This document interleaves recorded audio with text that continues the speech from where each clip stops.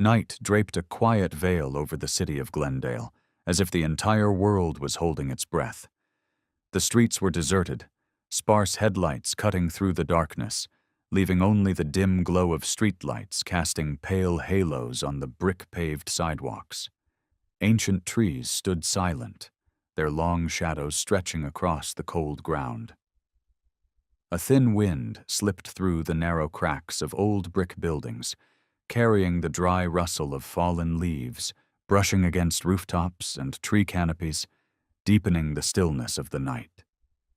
This city always wore an eerie calm after dark, as if hiding the chaos that daylight would bring. But for some, that calm was a fragile illusion. For them, the night was when every sense had to stay sharp, alert to dangers unseen. Sitting quietly in a shadowed corner outside a small cafe named Moonlight Brew was a man, his fingers lightly tracing the rim of a steaming cup of coffee. That was Tyler Morgan, a name once spoken with admiration in the military ranks. He had been a team leader in the International Peacekeeping Force, a soldier his comrades called the man who knew no fear. But fate had never played fair with him. On a mission to protect civilians in a village deep in a conflict zone, an explosion robbed Tyler of his sight and stripped him of everything he once had: his career, his future, and his belief in himself. From a frontline leader, he had become a solitary man, forced to navigate the darkness life had thrown him into without warning. But Tyler wasn't entirely alone. Beside him, lying still as if carved from stone, was Bruno, a German shepherd with a striking black and tan coat. Bruno wasn't just another guide dog Tyler had been introduced to through the rehabilitation program for veterans. He was a warrior, a former elite member of the K-9 unit in a SWAT team, trained to face danger head-on, track criminals, and, if necessary, lay down his life to protect his team.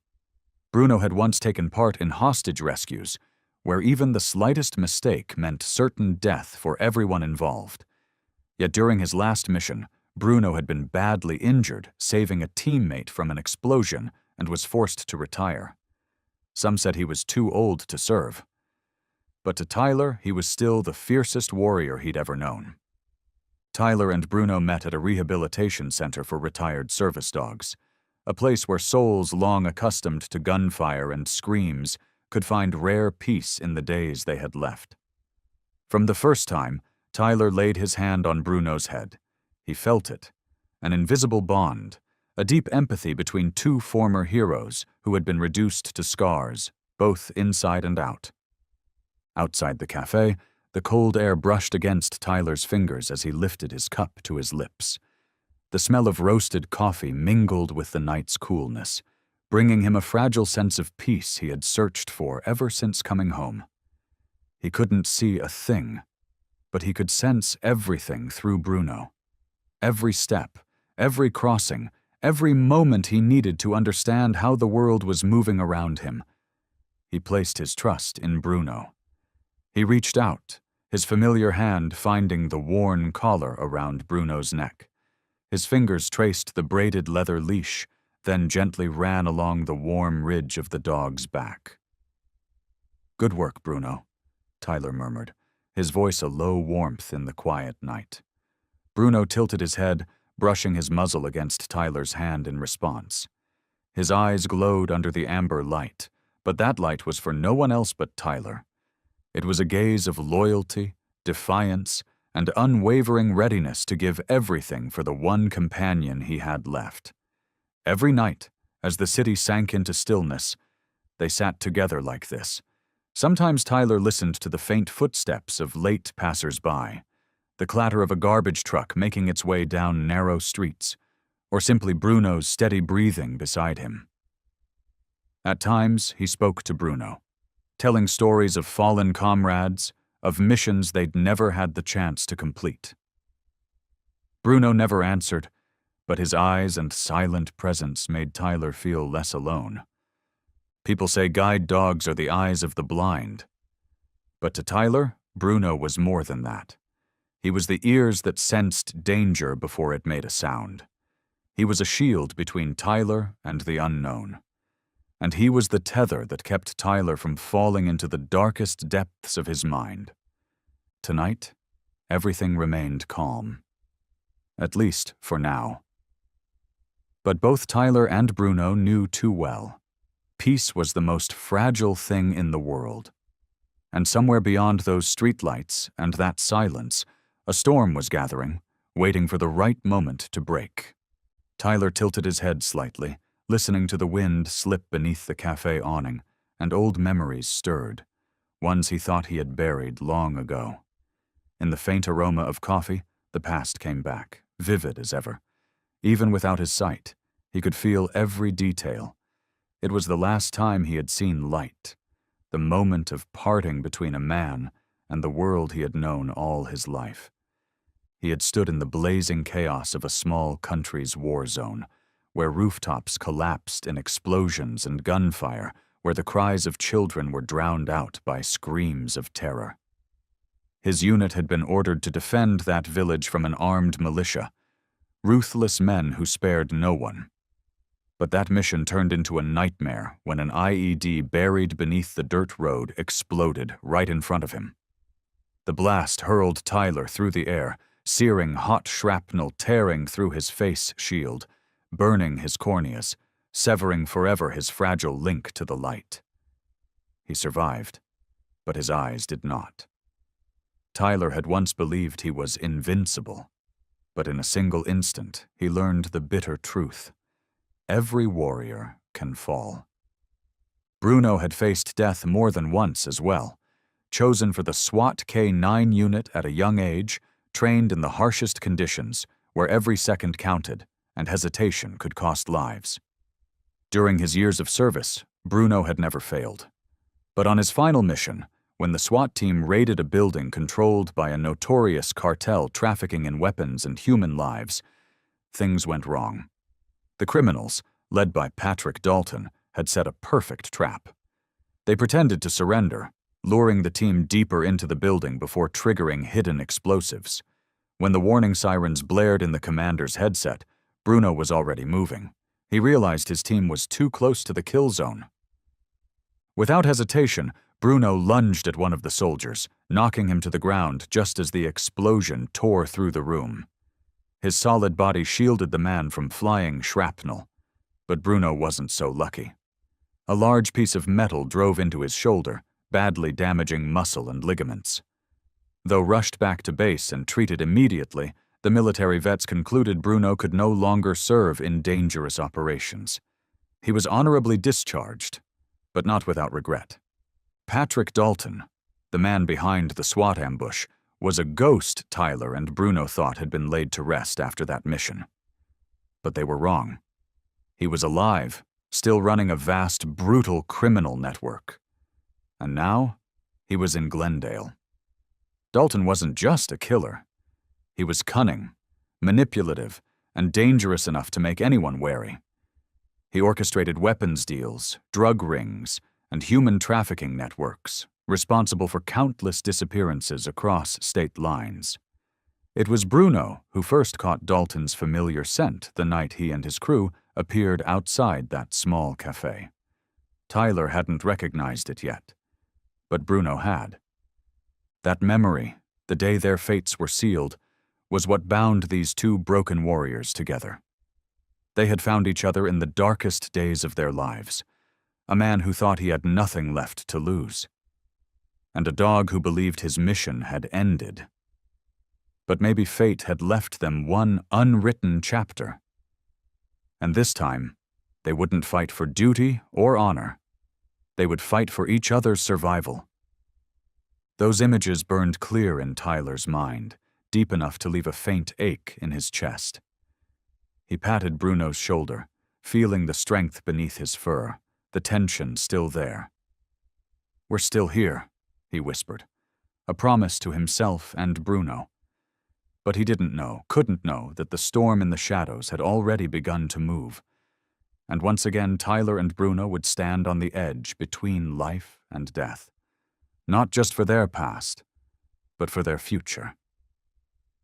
And then, as if it were some unwritten law for those who had once walked through the war when memories seemed long buried, reality called them back, dragging along old ghosts Tyler and Bruno never thought they'd face again. That night, as a colder-than-usual wind swept through the empty street, Tyler could feel an unmistakable sense of unease creeping through the air. But it was Bruno who first confirmed that the threat wasn't just a feeling. It was real, and it had a name. Patrick Dalton. Patrick Dalton was no stranger to federal security files, and certainly no stranger to Tyler or Bruno. He had once been the shadow commander of a notorious cartel, one that specialized in arms trafficking and ran a sprawling human trafficking network across borders. People said Patrick was born from chaos, raised among the ruins of towns gutted by violence, and learned to survive like a feral beast, without rules, without compassion. The only currency he traded in was power and fear. But unlike most street thugs, Patrick had the mind of a cold strategist and the vision of a butcher-turned-businessman.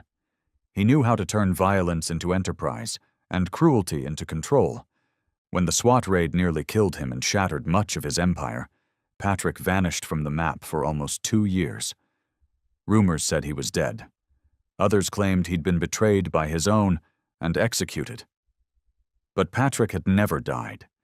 He had simply taken a step back, only to move deeper into the shadows, where the law couldn't reach, and predators like him thrived unchecked.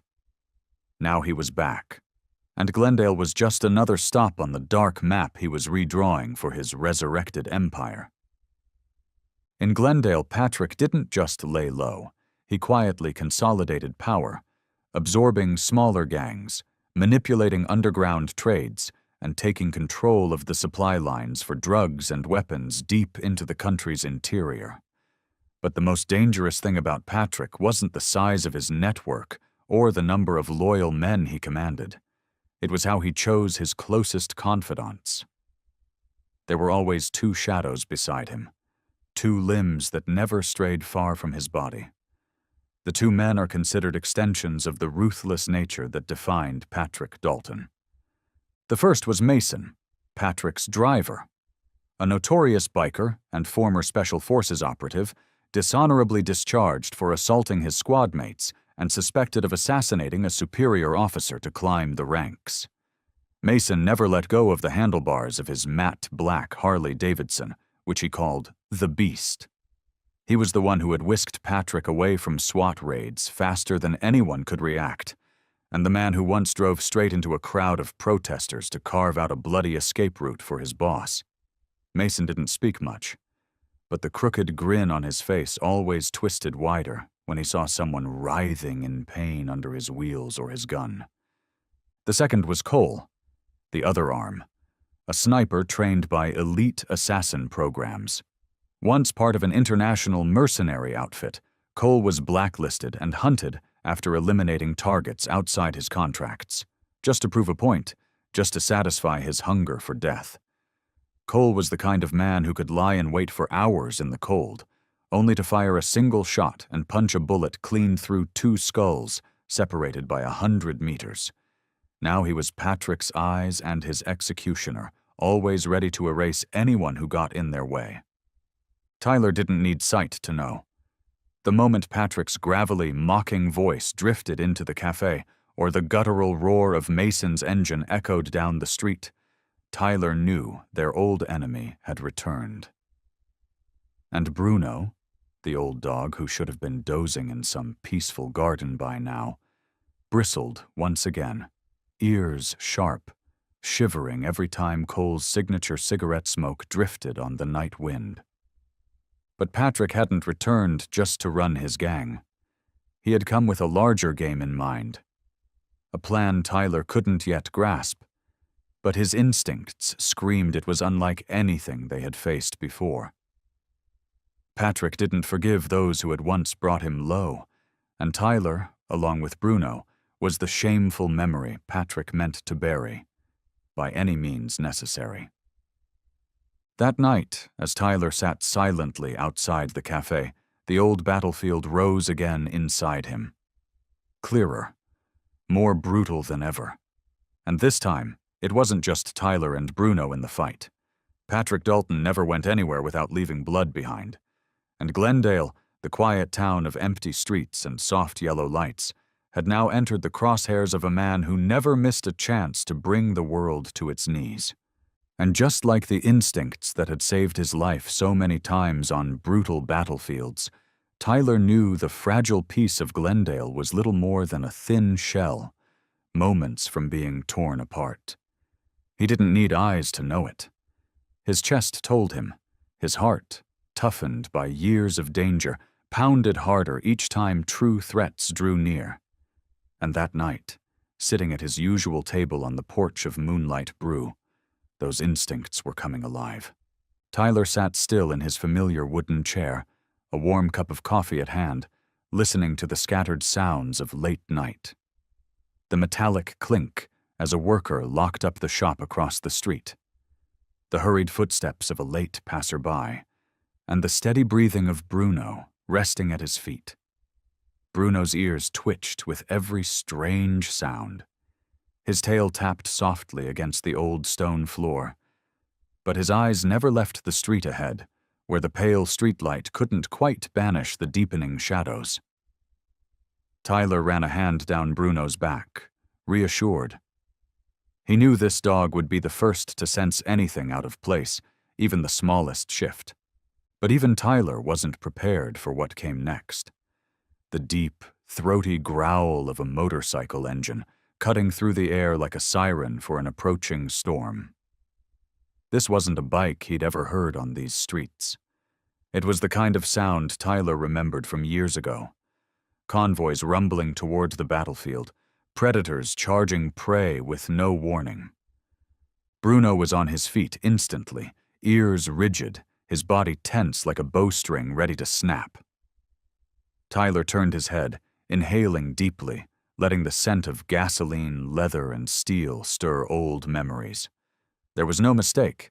This wasn't some local kid or wandering drifter showing off.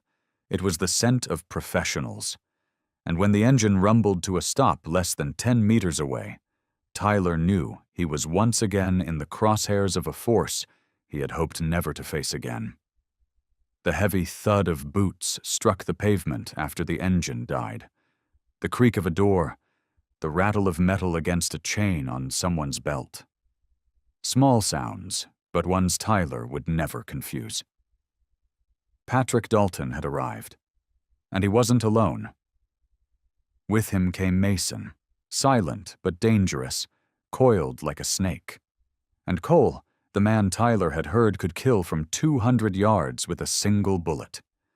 They made no effort to hide their presence. They flaunted it. Like predators strolling through a forest, they had long since been marked as their own. Patrick was the first to break the silence. His footsteps echoed slow and deliberate, like war drums sounding out a death knell.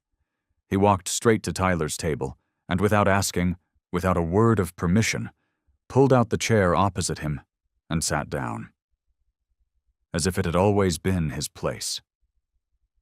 A thick curl of cigar smoke hit Tyler's nose as Patrick lit a handcrafted Cuban, the kind only the rich or the ruthless possessed.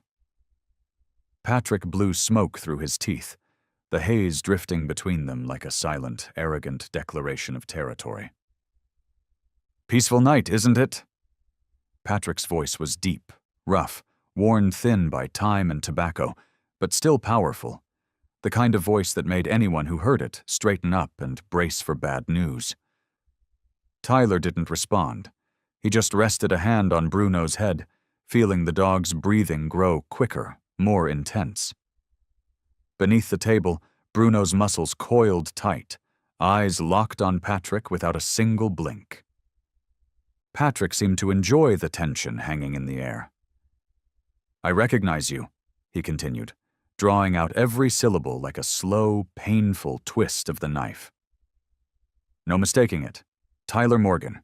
Peacekeeper Unit, Bravo Team. That's right, isn't it? They used to say you were unbeatable until the light went out." Tyler's grip on Bruno's leash tightened, holding back the instinct to react. But he knew the game Patrick was playing, digging into old wounds, testing whether they still hurt. And in a way, he had succeeded. Tyler could feel it in the way every fiber of his body pulled tight, as if ready to launch into a fight he never wanted.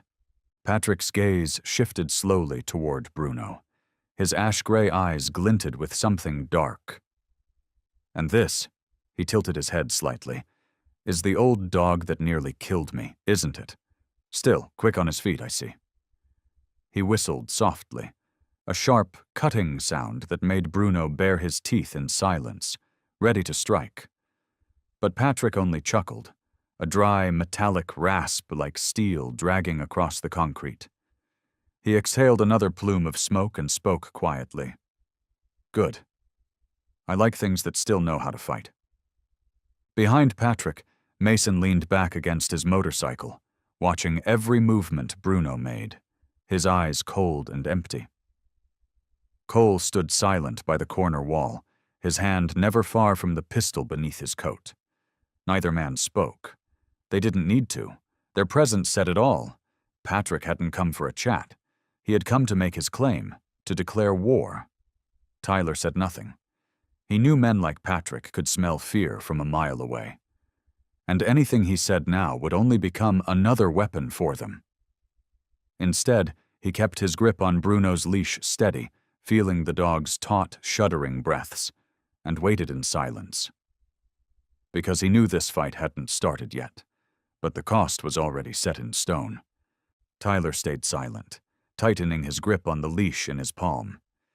He could feel Bruno's heartbeat quicken through his fingertips, a silent warning signal he'd learned to listen to and trust over the years. He didn't need to look to know Bruno's eyes were locked onto Patrick Dalton, sharp as a spear poised to strike if he sensed the slightest threat. But Patrick wasn't the kind to scare easily. He sat there, leaning back slightly, casual but defiant, like a man holding the strings to everything about to unfold. Then, slowly, he extended his hand, his long fingers and rough knuckles tapping out a steady rhythm on the old wooden table. The sound was dry and sharp, like death knocking at the door. Bruno reacted instantly, his ears perked high, muscles tense beneath his thick fur, legs flexed as if ready to spring. Tyler felt the shift and gently squeezed the dog's collar, his palm warm but full of caution. "Easy, Bruno," he murmured, his voice rough but steady, though even he struggled to keep his pulse in check in the presence of Patrick and his men. Patrick chuckled, unable or unwilling to hide his mocking satisfaction at their reaction. "Easy, huh?" he said, tilting his head. His ash-gray eyes gleamed with twisted amusement, like a man who had just found a dangerous new toy. "I'm just curious. Didn't expect your buddy here to still be so sharp." His voice was low and smooth, yet there was something about the way he spoke that made every word cut like thin steel, cold and dangerous. Patrick slowly slid his gloved hand under the table, dragging an empty chair beside him with a loud scrape. Then, as if by accident, he stretched his hand toward Bruno, close enough that anyone who knew working dogs would recognize the risk. Bruno didn't snarl, but a deep growl rose from his throat, low but heavy with the clear warning of a battle-hardened warrior ready to fight to the death. Tyler tightened his grip on the leash, feeling Bruno coil into solid muscle. "Don't," he said, louder this time, firmer, a command aimed at both Bruno and Patrick. But Patrick, like a cruel child testing boundaries, only smiled faintly. He withdrew his hand casually, resting his elbow on the back of the chair. Then he lifted a cigar to his lips, took a long drag, and exhaled a swirl of smoke that drifted lazily between them. His eyes stayed locked on Tyler's through the haze, dark and deliberate. "You know, Morgan," he began, his words slow, like poison spreading through the veins. "I've always respected men who fight for their ideals. Then I realized Ideals don't buy survival. He shrugged, exhaling another puff of smoke, this time straight at Tyler's face like an invisible slap. And you? I heard you used to be the symbol of defiance. Now look at you, sitting here, drinking coffee, with an old dog keeping watch. Tyler swallowed hard, forcing himself not to react to the insult. But Bruno didn't hold back. His growl deepened, longer now, like the rumble of a war machine restarting after years of silence. People in the cafe began to notice. Heads turned, chairs scraped back hastily. The air in the courtyard grew thick and stifling, like the moments before a storm. Patrick glanced at the watching crowd, then smiled, a cold, cutting grin that seemed to slice through the night.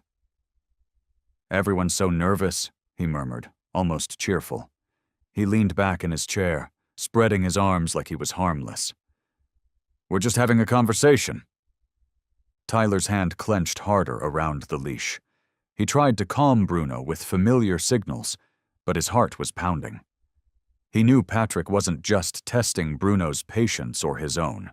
He was measuring them, probing their limits. And most of all, Patrick was sending a message. This wasn't a chance encounter. It was the opening move in a game Patrick had been planning for a long time. And Patrick always played to win. "We've got nothing to say to each other, Dalton," Tyler finally said, his voice low but clear, steady as a blade driven into the table. "The only thing you need to do is walk away, right now." Patrick held his stare for a few seconds, his sharp gaze like a knife cutting straight through Tyler. Then, suddenly, he laughed, a sound that echoed under the cafe's awning, making the light bulbs overhead tremble. Mason smirked behind his dark glasses. Cole shook his head with a scornful chuckle, his hand still resting on the grip of his gun. "I like you, Morgan," Patrick said after his laughter faded. His voice dropped cold as stone. "But unfortunately, I'm not here to take orders." With that, Patrick slowly stood, dragging his chair back with a long screech, making sure everyone felt the weight of his presence. He leaned in close, cold breath heavy with smoke. "We'll meet again soon," he whispered, "and next time, we won't just talk." Patrick turned away, strolling casually toward Mason and Cole, leaving behind a haze of smoke and tension that clung to Tyler and Bruno like a tightening rope. But just as it seemed Patrick had finished his show of dominance, his steps halted. He stopped a few paces from Tyler's table, glanced back with an unreadable look, like something was unfinished, then casually turned again. He took one more step, and suddenly kicked the leg of Tyler's table hard. The metal clanged sharply. Tyler's coffee rattled and spilled over the rim. It wasn't enough to cause harm, but it was a direct provocation, a deliberate hit to Tyler's pride and the control he'd been holding on to since the confrontation began. What Patrick hadn't anticipated, or maybe had and was waiting for, was Bruno's response. The instant Patrick's boot hit the table, Bruno surged up, his entire body snapping tight like a drawn bow. His hackles rose, muscles steel hard beneath his fur. A growl came from deep in his chest, low but sharp, like a knife skimming across the ice. This wasn't a warning, it was a declaration. A seasoned K-9 veteran had marked his target and was ready to act. Tyler felt the vibration through the leash, his legs shifting instinctively. One hand pressed against Bruno's chest, holding him back from the fight his instincts demanded. "Bruno, hold," Tyler said, his voice low and iron-hard. A familiar command Bruno had followed for years, but Tyler knew they were balancing on a fraying thread.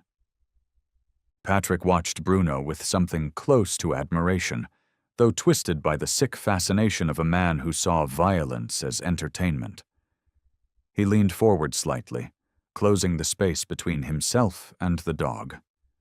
It was calculated, a final push to test the edge of Tyler's control. "Well now, An old beast with fangs still sharp, Patrick muttered, almost to himself. But his tone carried a clear threat beneath the casual veneer.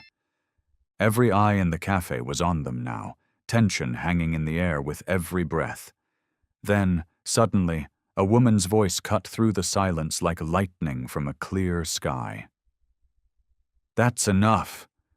The voice was clear and firm, with no fear or hesitation. From a nearby table, a woman had risen to her feet. Her sharp gaze locked onto Patrick, fierce and unflinching. Her name was Sarah. Simple, but the presence in her eyes froze the entire room. Sarah wasn't tall. Her slim frame was wrapped in a faded black coat. Brown hair was tied back, revealing sun-darkened skin and steady determination. She walked forward, each step from her boots striking the stone floor with unwavering intent. She knew exactly who Patrick was, and didn't care. "Leave. Now," she repeated, her voice so firm that even Mason raised an eyebrow. Cole's hand paused for a second on his holstered gun. Patrick turned to her, surprised at first. Then his familiar smile returned, crooked and cold like an open wound. "Well," he drawled, eyeing her as if she were a curious new object. "A hero appears." He stepped forward carefully, closing the distance to just 2 paces. "Do you know who you're getting involved with?" Sarah didn't move back. She stood her ground, even taking a half-step closer, placing herself between Patrick and Tyler's table. "I know," she said flatly, "and I also know a coward when I see one, a bully who preys on others." The air froze. Mason shifted on his bike seat, eyes narrowing. Cole tilted his head, watching every move. But it was Patrick who broke the silence again, laughing, a dry, rough sound filled with contempt and threat. "Interesting," he murmured, then suddenly stepped back. "We'll talk later." Patrick signaled to Mason and Cole. The 3 of them walked slowly toward their motorcycles, leaving the crowd to exhale at last. All eyes fell on Tyler, Bruno, and Sarah, people trying to make sense of what they'd just witnessed, or waiting for worse. Tyler's grip on the leash loosened as Bruno slowly relaxed, though his eyes stayed locked on Patrick until he was gone. Tyler took a deep breath and turned to Sarah, his voice low but sincere. "Thank you," he said quietly. Sarah gave a short nod, her gaze still on Patrick's bike as it rumbled away. "Don't thank me," she replied, her voice calm but sharp as a hidden blade. "He'll be back, and next time it won't be just talk." Sarah didn't take her eyes off Patrick and his men as they revved their engines and rode off. The roar of their motorcycles echoed like a pack of predators on the hunt, a clear sign this was only the beginning of a longer pursuit. Tyler tightened his grip on Bruno's leash, feeling the dog's breathing slowly return to normal, though his body stayed tense as if his instincts wouldn't allow him to relax yet. The space around Moonlight Brew gradually settled after the chaos, curious stares drifting away one by one. But the air remained thick with unease. Tyler knew Patrick Dalton wasn't the type to leave a game without leaving his mark. He turned toward Sarah, his voice low and rough but steady as he searched for the right question amid the chaos in his mind. "How long have you known him?" he asked, suspicion clear in his tone, though his eyes still held a trace of gratitude for her timely intervention. Sarah narrowed her gaze. Under the streetlight, her weathered expression showed the kind of experience only found in people who had seen the worst of humanity. She didn't answer right away. Instead, she stepped toward Tyler's table and sat down across from him, her eyes never leaving the space where Patrick had vanished, as if still expecting something sudden and violent to return. "Longer than you think," she finally said, her voice dry, like the cold night air in Glendale. "Patrick Dalton isn't the kind of man who knows how to lose, Morgan. If he pulls back, It's only because he's waiting for the right time to hit harder. She tilted her head slightly, a warning flashing in her dark brown eyes, then lowered her voice, as if even her words might be overheard. And trust me, he always comes back. Tyler nodded slowly, an old habit whenever he processed something important. He didn't doubt Sarah's words. He knew Patrick better than anyone here, except maybe Bruno. But what weighed on him more was why Patrick was here now, and why Glendale, of all places. It should have been the last place a man like him would show his face. Tyler felt like a pawn on a chessboard, where every piece had already been placed, and all that remained was waiting for his turn to be moved. Bruno let out a low rumble, a quiet reminder that time wasn't standing still. Tyler took a slow breath, his hand running along the dog's thick neck before turning back to Sarah. His voice was quiet but direct. I need to know more. What's he doing here? And what's your part in this? Sarah held his gaze for a few seconds, her lips pressed together before she gave a small nod, as if deciding he could be trusted. I've been tracking him for 6 months, she said, her tone measured and heavy with weight. Patrick didn't just come back. He's rebuilding his empire, guns, drugs, and people. Her eyes darkened as she spoke the last word, the calm mask she wore slipping to reveal something much harder. And Glendale is a key link in that network. Her words hit Tyler like cold iron, stirring up the same feeling of helplessness he'd tried to bury after his last mission. But this time, he knew he couldn't stay out of it. He ran his hand down Bruno's back again, steadying himself as much as the dog, then shook his head slightly, his voice so low only those sitting close could hear. I can't do this alone. You won't have to, Sarah replied firmly. Her gaze was steady, her voice sure. But we'll need more people and more information. Just then, the cafe's door chime rang. A man stepped inside, his boots hitting the stone floor with a familiar, deliberate thud. The door closed behind him, shutting out the cold wind. He was tall, broad-shouldered, wearing a weathered dark brown leather jacket. His face was sun-worn and stern, beads of sweat on his brow despite the cool night. When he took off his sunglasses, his steel-gray eyes scanned the room and stopped the moment they landed on Tyler. "Damn it, Morgan," the man said as he strode over to the table. His voice was deep and rough, but there was genuine concern behind it, the tone of an old friend after years apart.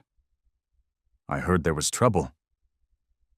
Tyler gave a faint smile, the first flicker of hope he'd felt all night. Thin but real. Hello, David, he replied, his voice raspier than usual. This one's going to be big. David Coleman, sheriff of Glendale, was Tyler's old combat partner. They had fought together in the worst places on Earth, where men easily lost their humanity. Unlike Tyler, David had chosen to keep fighting after the military, this time wearing a badge instead of a uniform. He was the kind of man Tyler knew wouldn't back down from a fight, whether it was on foreign soil or his front yard. David dragged a chair over and sat down beside Tyler, his sharp eyes moving from Sarah to Bruno, weighing the situation before speaking. Patrick Dalton, he said, as if confirming something he'd already suspected. I heard rumors he was here, but there was nothing to act on. He's too smart, leaves no trace. But him showing up to see you directly. David paused, exhaling heavily. That means he's ready to make a move. And he won't stop, Sarah added, her eyes burning with quiet defiance. We have to act before this spirals out of control. Tyler nodded slowly, his hand tightening on Bruno's leash, like gripping an old vow come back to life. He knew he'd been pulled into this war again. But this time, it wasn't for duty or honor. This time, he was fighting to protect the peace he and Bruno had fought so hard to reclaim. And he wasn't fighting alone. Then, Tyler said, his eyes meeting David's, where do we start? David held his gaze for a moment before a faint smile tugged at the corner of his mouth. But in his eyes was a storm of weight and responsibility. "We start right where he left," David said firmly. "And this time we don't let him disappear." David gave Tyler a look, an unspoken nod, before heading out of the cafe, leaving Tyler and Sarah in the thick silence that lingered like smoke. The roar of Patrick's motorcycles had faded into the distance, but the dark of Glendale's night was heavier now. Tyler felt it with every breath, in Bruno's steady but tense breathing, and in his heartbeat, faster than it should have been. That night, Tyler didn't go straight back to his apartment. He walked Bruno around the neighborhood, not for relaxation, but to feel every step, every gust of wind moving over the old stone streets. He didn't need his eyes to sense the shift. The air, once calm, now carried a familiar danger, the same kind of threat he thought he'd left behind in war zones far away. When he finally returned to his small third-floor apartment, Bruno went in first, just like always. But this time, he didn't move toward his usual spot on the soft rug in the corner.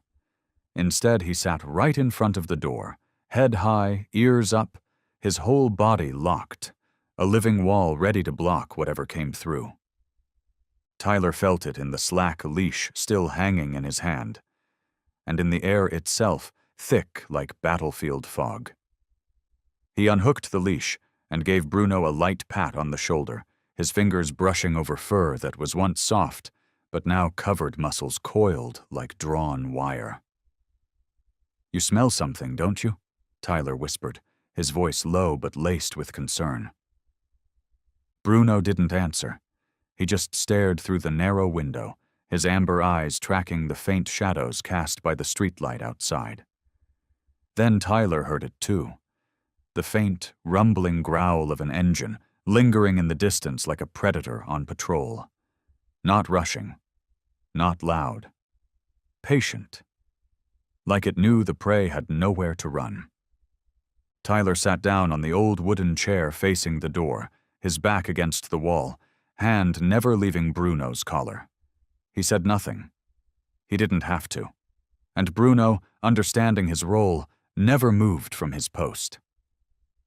Each time the engine rumbled closer and then faded, Bruno only bared his teeth slightly, his growl low but steady, eyes fixed on the crack of the door as if calculating the distance for a strike. Tyler knew what this was. Patrick was testing him, sending a message without words. "We're here. We're not going anywhere." By dawn, when sunlight finally broke through the window blinds, Tyler hadn't moved from his seat, and Bruno, it seemed, hadn't closed his eyes once. A soft knock sounded at the door, snapping them both to attention. Tyler's grip on the leash tightened, and Bruno sprang to his feet, ready.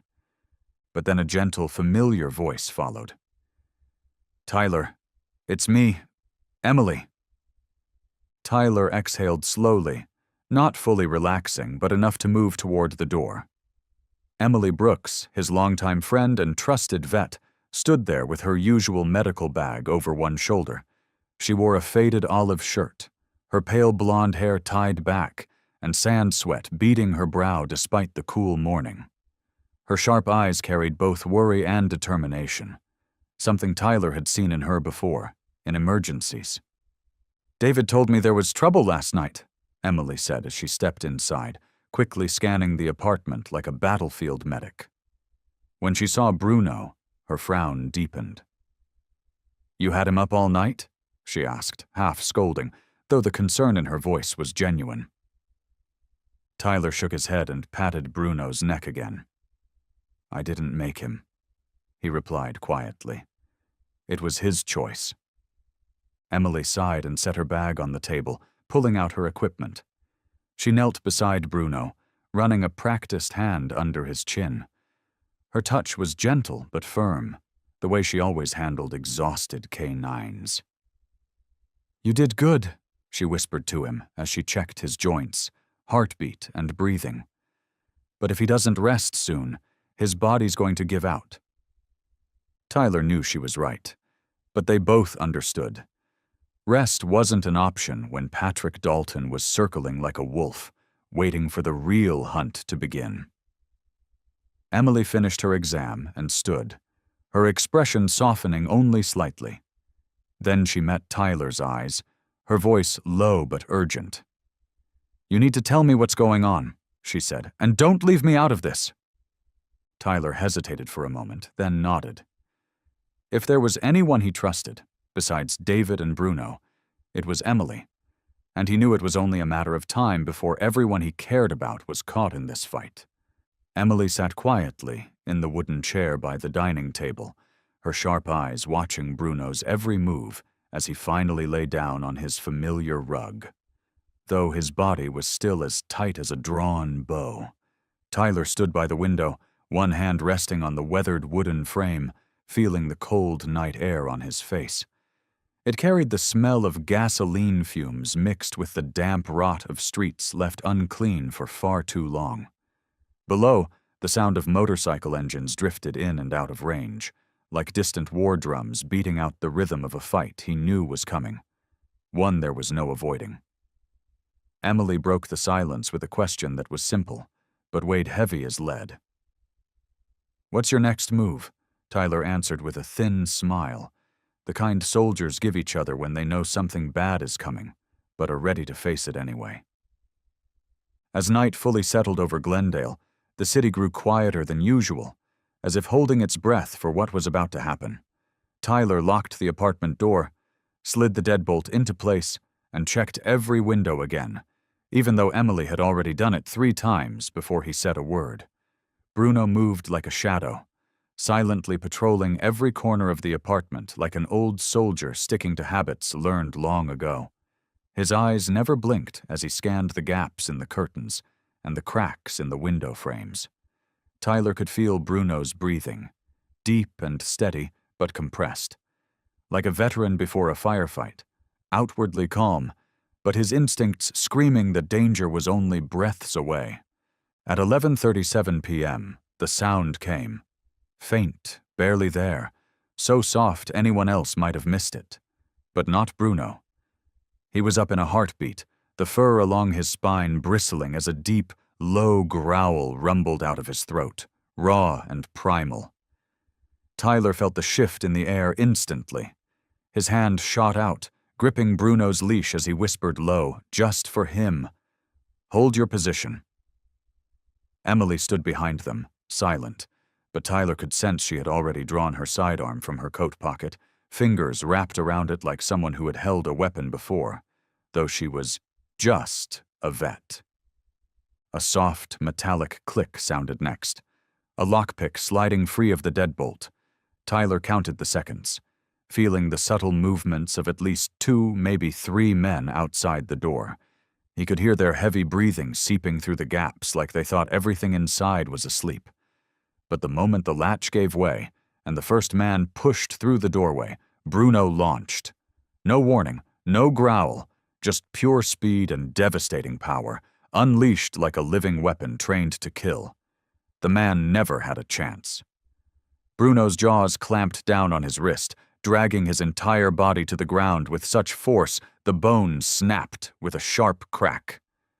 The man's scream was strangled by the sudden crash of his head hitting the floor. Tyler kept his grip on the leash, controlling Bruno's movements as 2 more men rushed in. One of them swung a knife, the blade flashing in the dark. Emily didn't wait for permission. She fired. The bullet tore through the attacker's shoulder, sending him staggering back, collapsing to the floor face first. Cole wasn't here. Tyler knew that. A sniper like Cole didn't do dirty work up close. But Mason? Mason was out there somewhere in the hallway, Tyler was sure. Running point, waiting to clean up the mess if the plan failed. Bruno released the first man with a twist of his head and launched at the second. His teeth sank deep into the muscle between his shoulder and neck. Blood gushed in a hot spray as the man crumpled beneath the assault. "Basement!" Tyler shouted. He grabbed Emily, hauling her down the hallway. Bruno followed, reversing course to cover their retreat.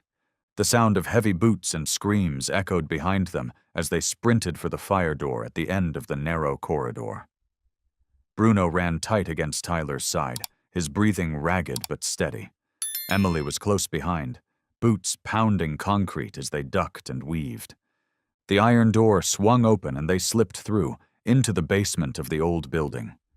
It stank of mildew and trash, the air thick and damp. Tyler slammed the door shut and threw the bolt, knowing it would only buy them minutes, if they were lucky. Emily pulled a small flashlight from her jacket pocket and swept a weak beam down the pitch-black hall. Tyler pressed his hand to the cold concrete wall, leading the way. Bruno stayed glued to his side, occasionally glancing back to watch their rear. His eyes glowed in the dim light like coals, promising nothing would get by him. Above them, the stomping of boots pounded against the floors, chasing them down. Tyler heard the door on the ground floor explode open, the sounds of their pursuers closing in, like war drums again. He took a deep breath, steadying himself. Then he moved, leading them through the maze of corridors toward the secondary exit that opened into an alley behind the building. Far off, the wail of sirens finally rose, red and blue lights flashing down the street. But Tyler knew better. Patrick Dalton wasn't afraid of cops. Men like him only backed down when they'd lost complete control, and Patrick hadn't lost control. Not yet. They slipped out the alley exit, Tyler crouching low as he led Emily and Bruno through the shadows. David's patrol team appeared soon after, sweeping the block with rifles ready. But it was too late.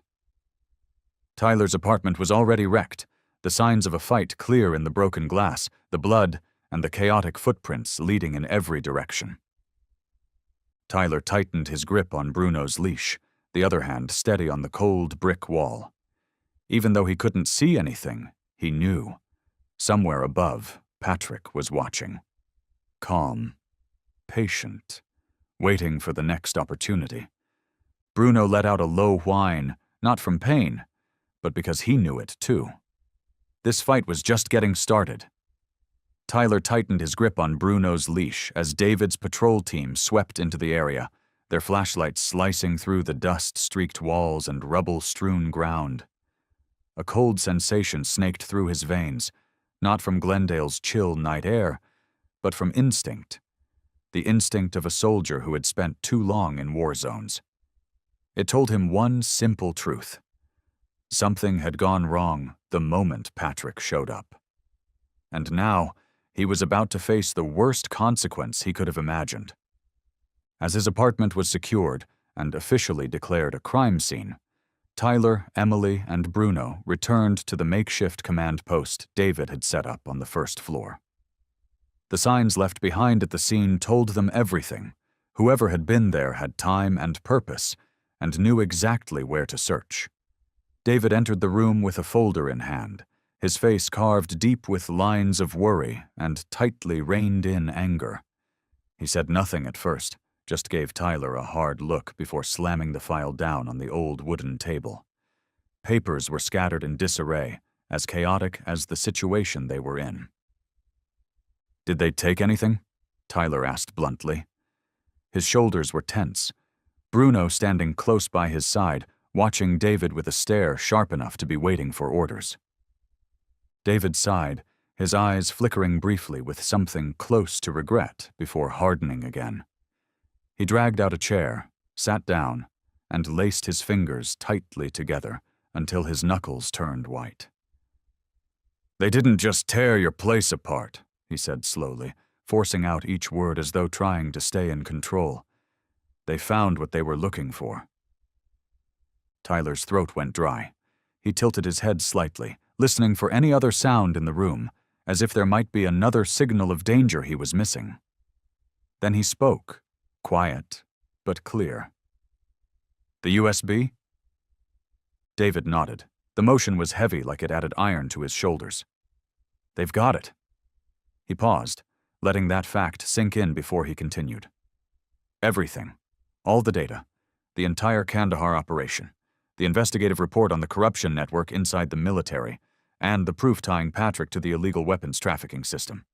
It was as if a fist had closed around Tyler's chest, squeezing the air from his lungs. He had held on to hope that one day that report would be the blade that cut through the heart of Patrick's empire and the men who protected it. Now that blade was in the hands of the very man he had sworn to destroy. Tyler clenched his fists until his knuckles cracked, as though he could snap the very world in two if he held on tightly enough. Across the table, Emily stared at David, her voice low but strained with tension. No one outside this team knew Tyler had that file.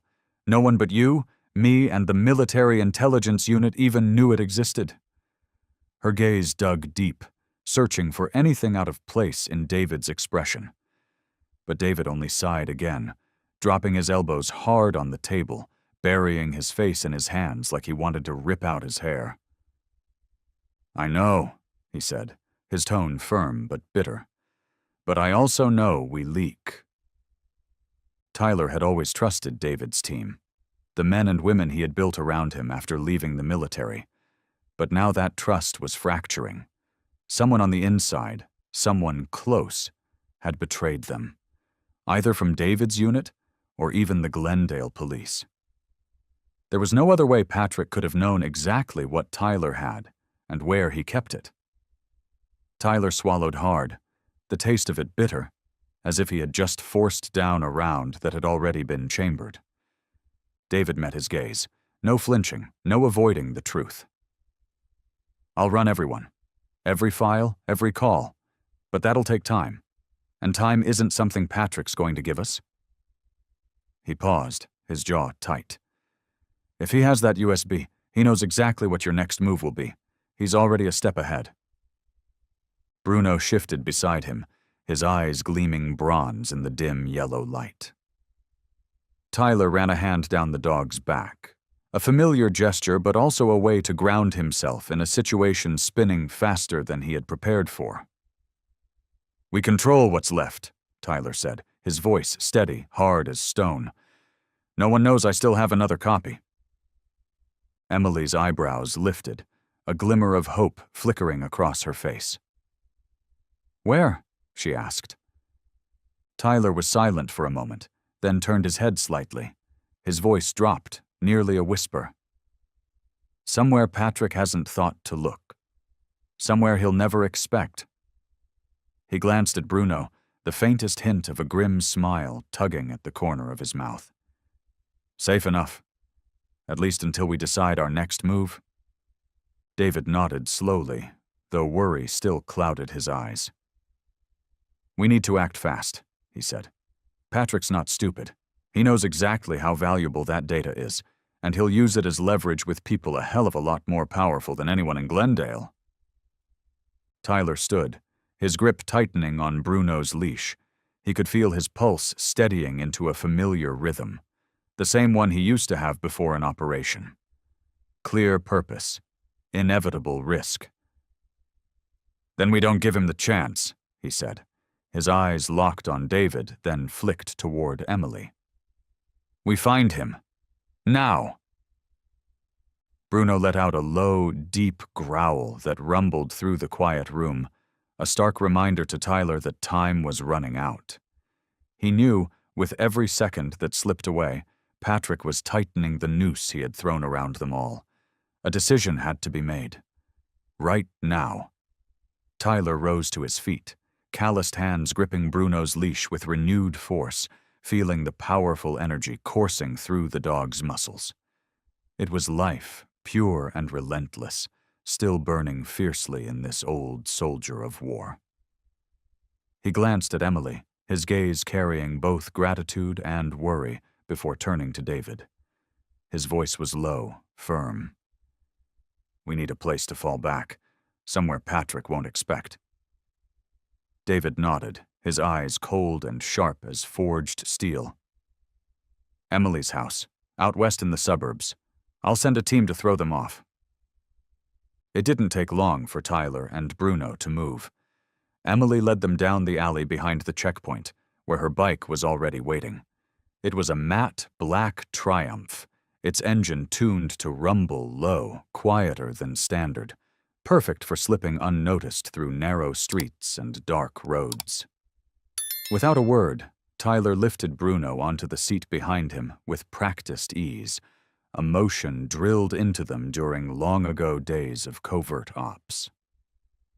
Bruno settled in, front paws braced firmly on the frame, his sharp eyes scanning the street ahead. Emily handed Tyler a helmet, its surface matte black like the bike, fitted with an integrated headset and voice-controlled GPS. Her gaze paused briefly on the faint scar tracing his cheek before she nodded. "Follow my lead. Don't argue." Her tone was sharp, the same tone she used when barking orders to a trauma team. Then she gave his shoulder a single, steadying pat. The bike shot out into the Glendale night like a phantom, gliding through empty streets. Tyler relied entirely on Emily's voice in his ear and on Bruno's reactions. The K9 wasn't just a companion. He was Tyler's second sight, a silent guide more precise than any machine. Every time Bruno growled softly or shifted his weight, Tyler adjusted their speed, changed lanes, or braced for a turn without hesitation. Their rhythm was seamless, a silent symphony forged through years of trust. No technology could replace it. No one else could mimic it. But Patrick Dalton wasn't the kind of predator to let prey slip away. As they cleared the western edge of the neighborhood, Tyler heard the sound that clawed at old memories, the guttural roar of a motorcycle engine behind them, a sound like death chasing them down. He didn't need to look. He knew exactly who it was. Mason. The custom-tuned Harley Davidson was unmistakable. David's voice snapped through his earpiece. "They found you, Morgan. Mason and Patrick are both on you. We're holding Cole downtown, but I don't know how long we can keep him." Tyler clenched his jaw, lowering himself over the handlebars. His knees gripped the frame, steadying him as he leaned into a sharp turn. Bruno didn't waver for a second. The dog held its balance, ears alert, head lifting only to signal that the gap was closing, that they had only seconds left. Behind them, Mason's engine shrieked as he closed in, his tires gripping hard as he followed them through the turn. Tyler heard the metallic rattle of chains. Mason was getting ready to strike dirty. Patrick sat behind him, aiming a silenced pistol, waiting for the right distance to put a bullet in Tyler's back. Emily's voice cut sharply through his headset, taut as a wire about to snap. "Left! 30 degrees! Westbound highway! Go, now!" Tyler didn't hesitate. He twisted the throttle. The Triumph roared, its engine screaming as it shot forward toward the highway ramp. Bruno growled low, leaning slightly to the right, signaling danger on the left. Tyler caught it instantly and jerked the handlebars, narrowly dodging a crate that had spilled across the lane. He didn't need to see it. He trusted Bruno. But Mason and Patrick weren't letting go. The Harley's front tire was nearly kissing the Triumph's back wheel when Mason swung his chain. The length of coiled steel hissed through the air like a striking snake, aiming straight for Tyler's rear tire. Bruno felt it first. His teeth bared, he growled sharply and shifted his weight, telling Tyler exactly what to do. Tyler dropped lower, shifting his center of gravity, and swerved hard to the left. The chain missed by inches, scraping sparks off the asphalt. But Mason wasn't finished. He wound up for another swing, and Tyler could feel the moment tightening like a snare. He took a breath, pushed through the ache in his legs, and gunned the throttle harder than he thought the bike could handle. The Triumph wailed, its engine threatening to tear itself apart, but it obeyed. It leaped forward through a narrow gap, barely enough space, but just enough. Patrick changed tactics. With no clean shot, he motioned for Mason to drive them toward the left guardrail. Trap them, force them to either crash or slow down and get boxed in. Bruno reacted before Tyler could. The dog's body leaned hard to the right. His growl was soft but urgent in Tyler's ear. It was the signal they needed. There was an opening on the right, a maintenance lane, or maybe a side exit. Tyler didn't wait for Emily to confirm. He yanked the handlebars right. The back tire skidded, screaming against the concrete, the front tire gripping the edge of the rough pavement. But they made it. Mason and Patrick were caught off guard, but didn't back down. Tyler and Bruno barreled through the narrow lane, down toward a patch of thin forest beyond the highway. Here, the streetlights vanished behind them. Only faint points of light shimmered in the darkness. Emily's voice returned through the headset, softer but no less tense. 2 miles. I'll meet you at the drop point. Hold steady. Bruno was exhausted. Tyler could feel it in the dog's breathing, but he didn't slow. His eyes swept the darkness, his ears tuned to every distant sound. Tyler's own heartbeat in time with Bruno's breath. He knew the dog was pushing himself to the absolute limit, but there was no choice. Not tonight. "You're doing good, old boy," Tyler whispered.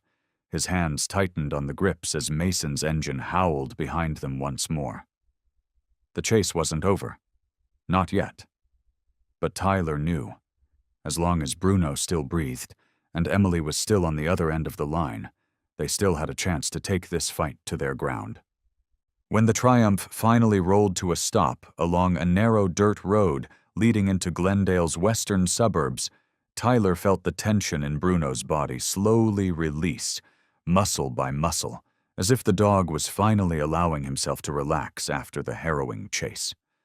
Emily was already there, standing beneath the broad branches of an old oak tree, her eyes scanning the road before hurrying toward them. She reached out to steady Tyler as he removed his helmet, her gaze flickering briefly over the tear in his leather jacket at the shoulder. An automatic gesture of someone who had tended to battlefield wounds too many times. Emily's house was a small wooden cabin, tucked deep behind rows of trees. A weathered white fence surrounded the property, its paint peeling with age. The place was quiet, eerily so after the roar of engines and the violence they had just left behind. Bruno leaped from the bike without needing a command, and immediately began a perimeter check around the yard. Tyler pulled off his gloves. His hands were still trembling faintly, the adrenaline not yet faded. But he knew where Bruno was at all times. He could track him by the steady rhythm of his paw steps and the calm cadence of his breathing, both as familiar to him as his heartbeat. Once inside, Emily locked every window and drew every curtain tight. She checked each bolt with a soldier's precision, transforming her modest cabin into a temporary fortress they would defend with their lives if they had to. Tyler sat down at the wooden table in the center of the small living room. Spread across its surface was a map of Glendale and the surrounding industrial areas. Red dots, scrawled in ink, covered it, each marking a disappearance, each a faint trail to the network Patrick Dalton was silently rebuilding after slipping through the hands of the law. Emily handed Tyler a mug of black coffee. Her fingers lingered against his, a brief squeeze of reassurance, though they both knew there was no room for comfort now. 5 disappearances this month alone, Emily began, her voice cool and steady, as sharp as tempered steel. Her eyes swept over the markings on the map. All young people, men and women both. No bodies were found. No contact since the last time they were seen. She paused, her gaze cutting toward Tyler, as if to underscore the weight of her next words. I'm certain Patrick is behind this. Part of his old trafficking network is still active. Worse, it's growing. Tyler's brow furrowed as he tapped a slow, deliberate rhythm on the table, thinking. He felt Bruno's quiet presence return to his side, the dog's head resting on his knee, a familiar warmth that kept him grounded. We need a link, Tyler said finally, his voice low, rough-edged but resolute. Someone alive, someone who can lead us inside. Emily didn't answer right away. Instead, she stepped into the back room. When she returned, a thin figure followed her. Tyler didn't need to see him to understand. This wasn't theory anymore. It was real. The boy froze in the doorway.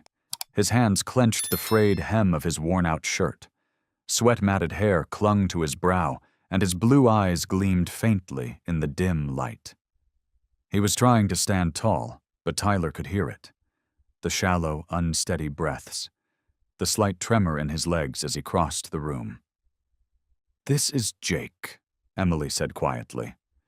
Her voice softened, careful not to break the fragile shell Jake was holding together. "Tyler and I found him during a sweep of an abandoned warehouse in the southern industrial zone a few months ago. He's one of the few who made it out alive." Tyler tilted his head, listening to Jake's hesitant breathing as the boy stepped closer. He didn't need words. The air around Jake spoke for him. Fear, pain, silence. All the marks of someone who had been hunted. But Bruno, unlike his usual alert stance, approached Jake quietly. The dog lowered his head, pressing against the boy gently, inviting him in. Jake knelt beside Bruno, thin arms wrapping around the thick fur of Shepard's neck, clinging to the dog like it was the only thing keeping him there. Emily's voice was taut as a drawn bow. "Jake knows where some of Patrick's warehouses are, but the intel isn't enough. Not yet. We need him to go back to the industrial zone, to pinpoint the exact drop points. It's our only chance if we're going to save the others." Tyler nodded slowly. On the surface, he was still as a lake before a storm. But beneath that was the surge of an old, familiar current. Something long held, waiting to be unleashed. He placed a steady hand on Jake's shoulder. The boy flinched at first, but Tyler held it there, feeling the thin bones beneath, sensing the strength that had survived where so many hadn't. Then he looked at Emily. "Get ready," he said quietly. "We end this. But this time, we play by our rules." Bruno lifted his head, his eyes gleaming with the sharpness he had carried through his years in the K9 unit. His ears were pricked, his lean muscles coiled, ready to strike at a moment's notice. Tyler tightened his grip on Jake's shoulder, a silent reassurance, and a promise. They wouldn't let him face this fear alone. Not again. Emily gathered the maps and papers, her gaze sweeping over every last detail, the way a soldier checked her weapons before a fight. Then she nodded to Tyler. There was no time left to waste. By nightfall, everything had to be in place. Against Patrick Dalton, the only chance of winning was to strike before he realized predators were circling. Over an hour later, in the makeshift war room Emily had set up in her basement, maps of Glendale and its industrial zones were spread out under the harsh light of a single lamp. Notes, symbols, and grainy photographs covered the table. Intelligence David Coleman had spent months gathering. He arrived just as they finished assembling the final pieces. His police uniform was hidden beneath a faded military jacket. The scar down his left cheek made his hardened expression even more severe. David entered without a word, his eyes sweeping the room. They stopped on Jake, who sat between Tyler and Emily, one hand absently stroking Bruno's thick coat. Fear still lingered in the boy's gaze, but something else was there too, a fragile spark of resolve. David gave him a nod, silent but understood. Then he moved beside Tyler, his voice rough from cigarettes and too many sleepless nights. "We're out of time," he said. "Jake, tell us everything." Jake swallowed hard, but didn't let go of Bruno. When he lifted his head, his voice was quiet, but clearer than Tyler expected from someone who had never stepped foot on a battlefield. "Patrick's main stronghold," Jake said, eyes fixed on the map, "is an abandoned chemical plant in the Eastern Industrial District, just off Interstate 7. From the outside, it looks like a scrapyard. But inside, It's a maze of sealed rooms where he keeps the captives and moves his shipments. Emily leaned forward, pointing to a red mark on the map. It's outside Glendale PD's immediate jurisdiction, she said. But if we move in from the north access route, through the old drainage tunnels, we can get in undetected. David nodded after a brief pause, glancing at Tyler, then at Bruno, before turning back to Jake. I remember those tunnels, he said. When I was on patrol back then. If Jake's right, it's the weak spot in Patrick's entire perimeter. His voice softened just slightly as he asked, "How many guards inside?" Jake flinched, the memory scraping at raw nerves, but he forced the words out. 15, maybe 20. Depends on the shipment. Mason runs the security inside. Cole watches from the old office block. Northeast corner. 3rd floor. He's got a sniper's nest there. He pointed to a spot on the map, his hand trembling but precise. Tyler gave a faint nod. At his feet, Bruno moved closer, his breathing steady but watchful. The dog's ears twitched as he listened for sounds beyond the room, his presence anchoring Tyler in the moment. How long before Patrick moves them? Tyler asked, his voice quieter than usual, a cold undertone beneath the words. Jake's lips tightened. Not long, he whispered. He moves them weekly, or any time he senses a breach. After last night, I'd say we have 2 days. David didn't speak. He simply laid an old blueprint on the table, the original floor plan of the plant, back before it was abandoned. Emily was already marking up surveillance blind spots, exits, and the dummy cameras Patrick used to fool anyone who came near. Tyler double-checked every route in and out, making sure there were no gaps, nothing left to chance. We go in 2 teams, David said finally. His voice was steady and commanding, the voice of a man who had led combat patrols before. Tyler and I breach from the north drain tunnels. Bruno with us. He'll track movement and sniff out traps. Emily and Jake take the office block. Neutralize Cole if he's there. He paused, his gaze settling on each of them in turn. No second chances. We either end this, or we bury more names under Patrick's boots. Tyler placed a hand on David's shoulder. He felt the familiar strength of an old comrade there and nodded once. We won't fail, he said. His voice was steel hammered in fire. Bruno lowered his head, letting out a quiet growl, a silent oath that echoed through the small room like a promise sealed in blood.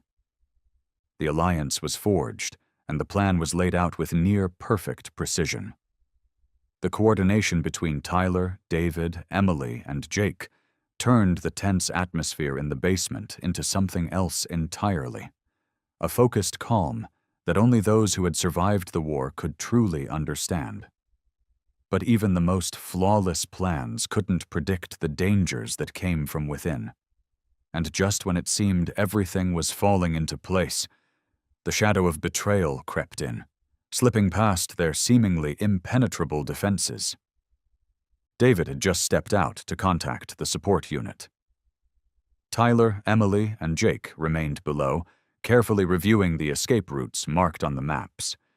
Bruno sat close to Tyler, still as a statue, but now and then his head lifted, ears pricking sharply, his cold eyes fixed on the narrow staircase as if sensing something that no human could. Tyler ran his hand slowly along Bruno's back, feeling a faint dampness in his palm. It wasn't just from the weight of the mission ahead. It was the stirring of instinct, a feeling that had rarely been wrong. Footsteps echoed on the stairs, faster than they should have been.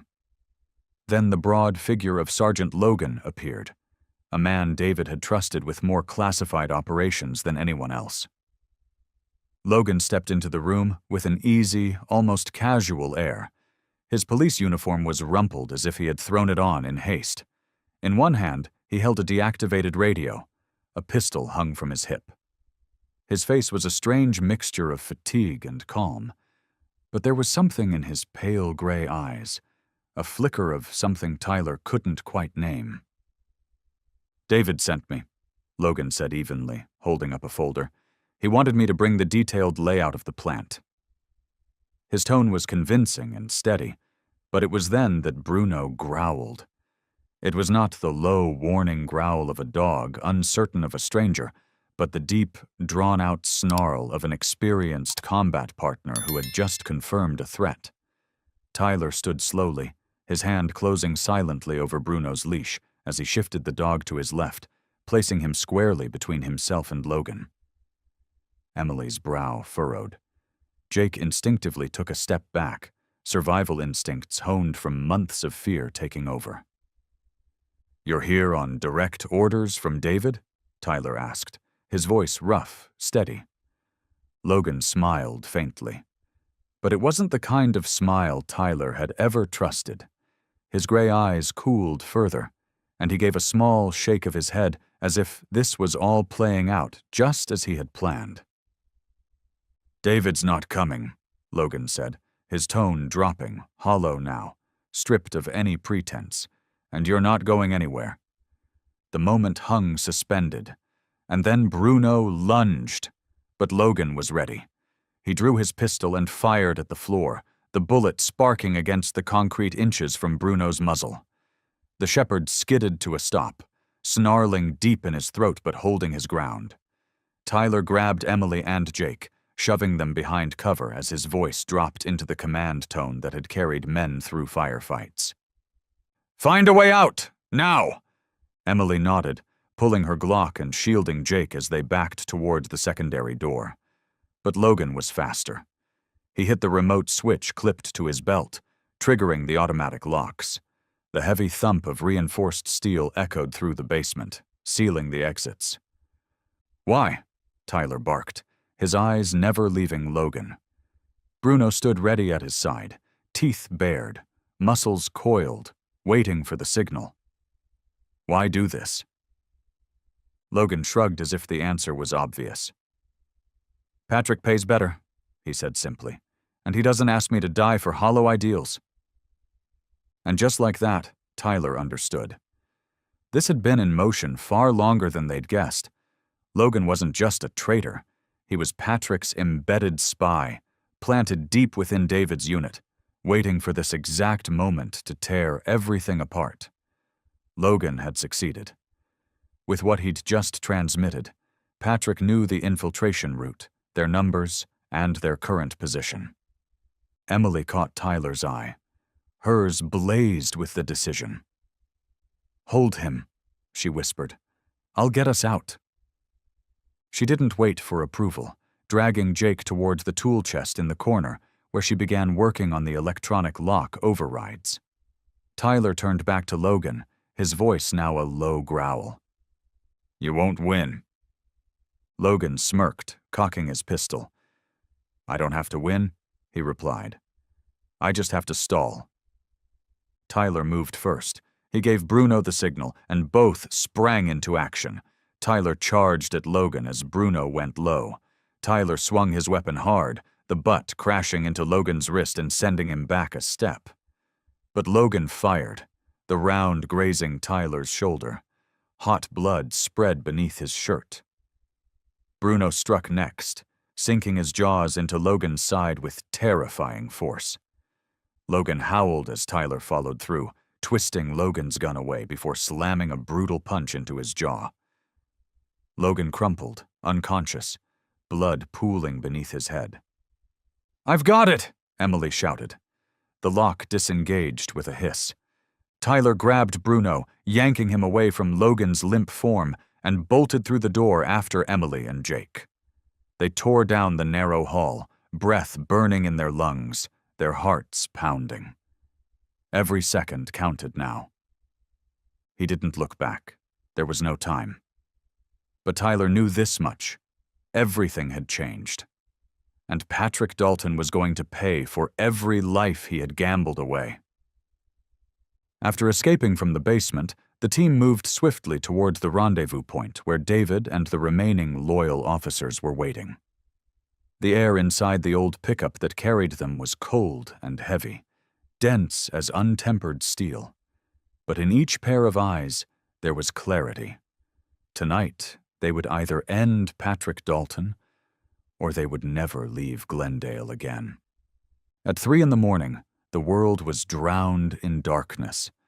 Only the faint red glow from the battered off-road truck's headlights lit the narrow dirt path that led to the abandoned chemical plant, silent and massive, like a giant corpse left to rot.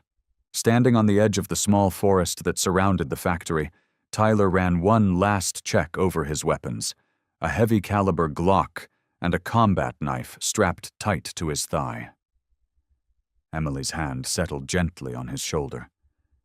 There was resolve in her eyes, but also a flicker of something she couldn't hide. Worry.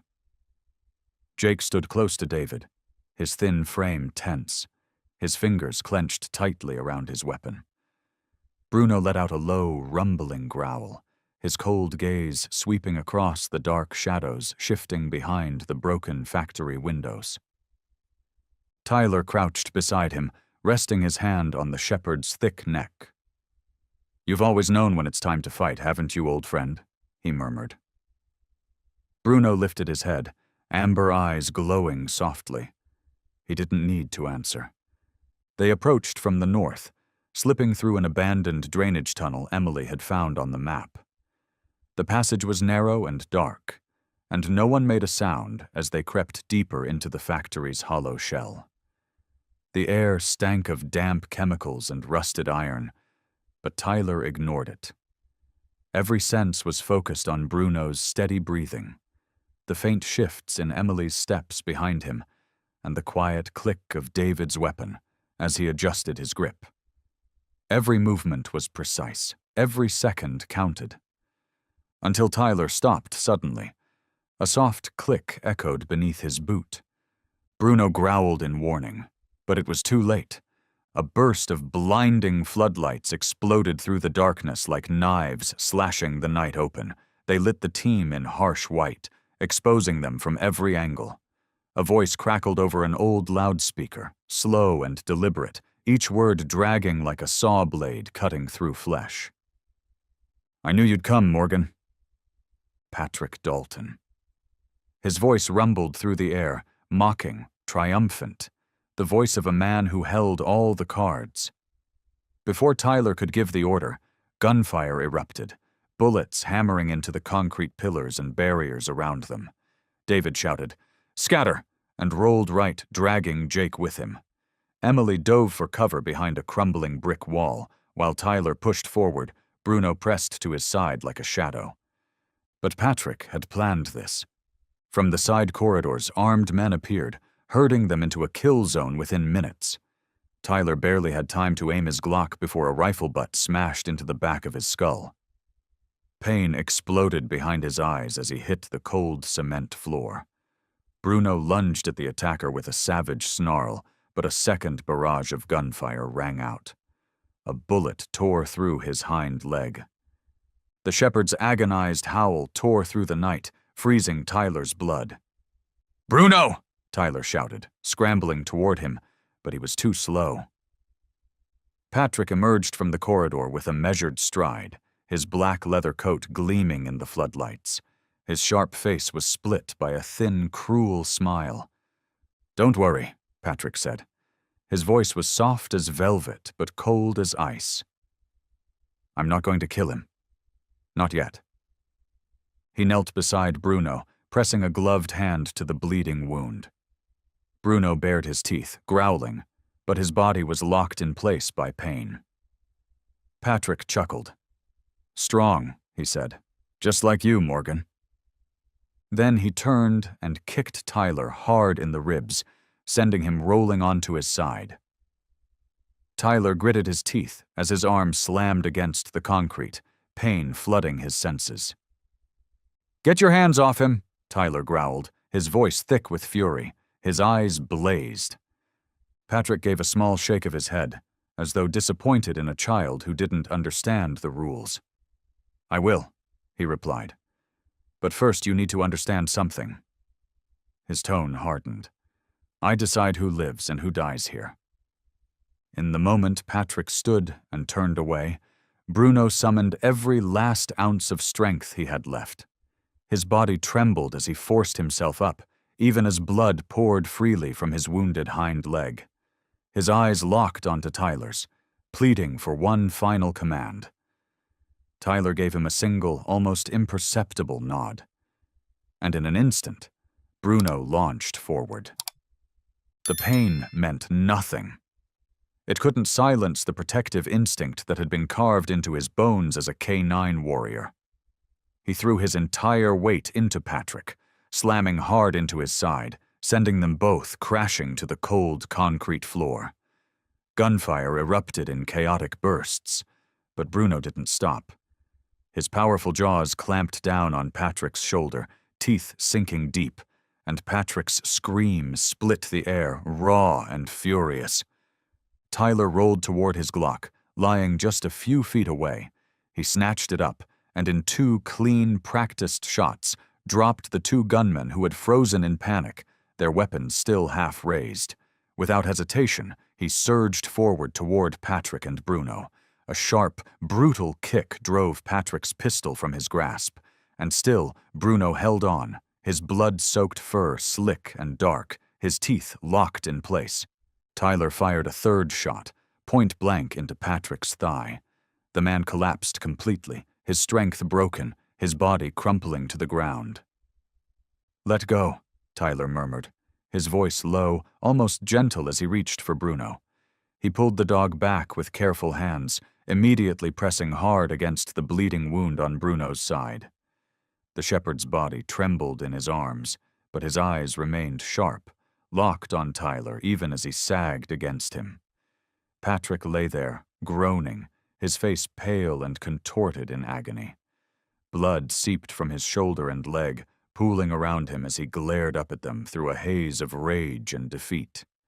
David and Emily arrived moments later, their gunfire clearing a path as Mason and the remaining soldiers retreated under orders. Jake stayed close behind David, his wide eyes filled with horror, but his grip steady on the weapon in his hands. And then there was silence. Tyler lifted Bruno into his arms. The dog was heavy, his breathing shallow, his body limp, but alive, and that was enough. It was more than enough. Tyler turned his gaze to Patrick, now cuffed and helpless, his blood staining the cracked concrete. His expression was hollow, feral, like a wild animal cornered for the first time in its life. "It's over," Tyler said quietly. His voice was no longer filled with anger. It was cold, steady, the voice of a man who had reclaimed a justice long denied. Bruno's steady amber eyes were now half closed, his breathing labored and ragged. The dark gray fur around his neck and chest was stained a deeper shade, soaked in blood that still seeped from his wounds. Tyler could feel each faint heartbeat beneath his palm, like the last distant echoes of a drum slowly fading to silence. And he knew, though they had defeated Patrick Dalton, they were far from safe. Not now, not with Bruno lying broken in his arms. As Tyler tightened his hold around Bruno, Emily appeared from behind the rubble, her Glock still warm and smoking in her grip. She dropped to her knees beside them without hesitation, her deep blue eyes scanning Bruno's battered body with the calm precision of someone who had done this too many times before. Without a word, she pulled a trauma kit from her field bag, her movements sharp and efficient. "Roll him onto his side," she ordered, her voice steady despite the urgency shadowing every second. "I need to locate the primary wound." Tyler nodded once, shifting his weight carefully as he helped ease Bruno over. The dog's heavy body resisted, but as soon as he was moved, a fresh wave of crimson spilled from his left haunch. Emily hissed between her teeth, immediately pressing thick gauze into the wound with both hands. The white pad bloomed red in an instant. "Through the thigh muscle," she reported, voice quick, focused. "But if it clipped the artery, we don't have much time." Bruno let out a low, guttural sound. Not from pain, Tyler knew, but from effort. Sheer will. The dog was fighting to stay awake, fighting to stay present. Tyler leaned close, his hand tightening gently on Bruno's head, fingers smoothing the thick fur behind his ears. His words were a whisper of cracked breath. "Hold on, old friend. No one's falling today." It was a promise. Fragile as glass, thin as wire, but it was all Tyler had, and in this moment, it was everything. Emily was already preparing an injection. She slid the needle into a vein at Bruno's neck with practiced speed, pushing adrenaline into his bloodstream to keep his heart from slipping into shock. Then, with a clamp and bandages, she worked to slow the bleeding, though even she couldn't hide the tension in her jaw as she spoke. "We have to move him. Now I can't do this here. He needs surgery, blood transfusions." Her voice cracked ever so slightly at the end. Tyler gave a sharp nod, not wasting time on words. His gaze flickered to David, who stood nearby, restraining Patrick and Mason with cold efficiency. The instant David met Tyler's eyes, he understood. "My truck," David said. "Armored. I'll drive. You keep him alive?" There was steel in David's voice, but underneath it, something else. A quiet, fierce hope. Jake ran to them, his hands trembling but his stare steady with courage. "I'm coming too," he said before anyone could object. He knelt beside Bruno, resting one hand lightly on the dog's paw, murmuring something soft. Maybe a prayer. Minutes later, they were in the back of David's truck, speeding through dark streets. Emily knelt with Bruno between them, keeping pressure on the wound and monitoring vital signs on a handheld scanner. Tyler cradled Bruno's head against his chest, his voice a rough rasp in the confined space. "You pulled me out of hell more times than I can count. This time I'm bringing you home." Bruno's breaths grew shallow, but his gaze never left Tyler's. That look, determined, unwavering, held fast, even as strength drained from his body. By the time they reached the makeshift veterinary clinic, Emily had already shouted instructions. They rushed Bruno inside, into the converted garage with its harsh white lights reflecting off cracked concrete floors. Tyler couldn't go any further. He stood at the door, his fists clenched tight, every muscle straining against the helplessness pounding through him. David came to stand at his side, resting a firm hand on his shoulder. It was a silent understanding. They said nothing. Together they listened to the muffled sounds of metal instruments and hushed commands inside the operating room. It was like waiting for a countdown they couldn't stop, bracing for an explosion that might never come. Bruno, their soldier, their comrade, was fighting his war now. And Tyler, hardened by battles and loss, realized this was the moment he was most vulnerable. While Emily and the emergency team fought to save Bruno's life inside the makeshift operating room, Tyler stood motionless in the cold corridor outside. His heartbeat pounded in his chest, each thump like a war drum counting down to something he couldn't stop. Tension twisted deep in his muscles, but the discipline of a soldier, honed by years of war, kept his mind clear. Even with everything inside him screaming, he didn't move. Not until the sharp, clipped sound of David's radio broke through the stillness. The report was simple, but it hit like a gunshot. Patrick Dalton had escaped custody. He was on foot, moving fast, headed for the old maintenance tunnels beneath the factory. David's face darkened as he relayed the news, but Tyler was already turning. He didn't need confirmation. He knew where Patrick was going, and he knew exactly how dangerous those tunnels were. It was a maze of old concrete and steel, twisted and forgotten. A death trap for most men, but not for Tyler. Not for someone who had learned how to hunt in the dark. He nodded once to David, then turned to Jake. His voice was low, steady as forged iron. "You're coming with me. Stay close. Do exactly what I say." Jake nodded without hesitation. His fear was gone, burned away by everything he had already lost. There was no room for it anymore. They moved quickly, crossing the cracked and broken yard behind the factory. Tyler led the way, his Glock firm in his hand. Every step he took was silent, controlled. David followed at his back with his rifle ready, and Jake brought up the rear, holding a flashlight in one hand and a pistol in the other. There was no time for second guesses, no room for mistakes. Every second that passed brought Patrick closer to escape, or to another trap he'd prepared. The entrance to the tunnel was an old steel door, corroded by time.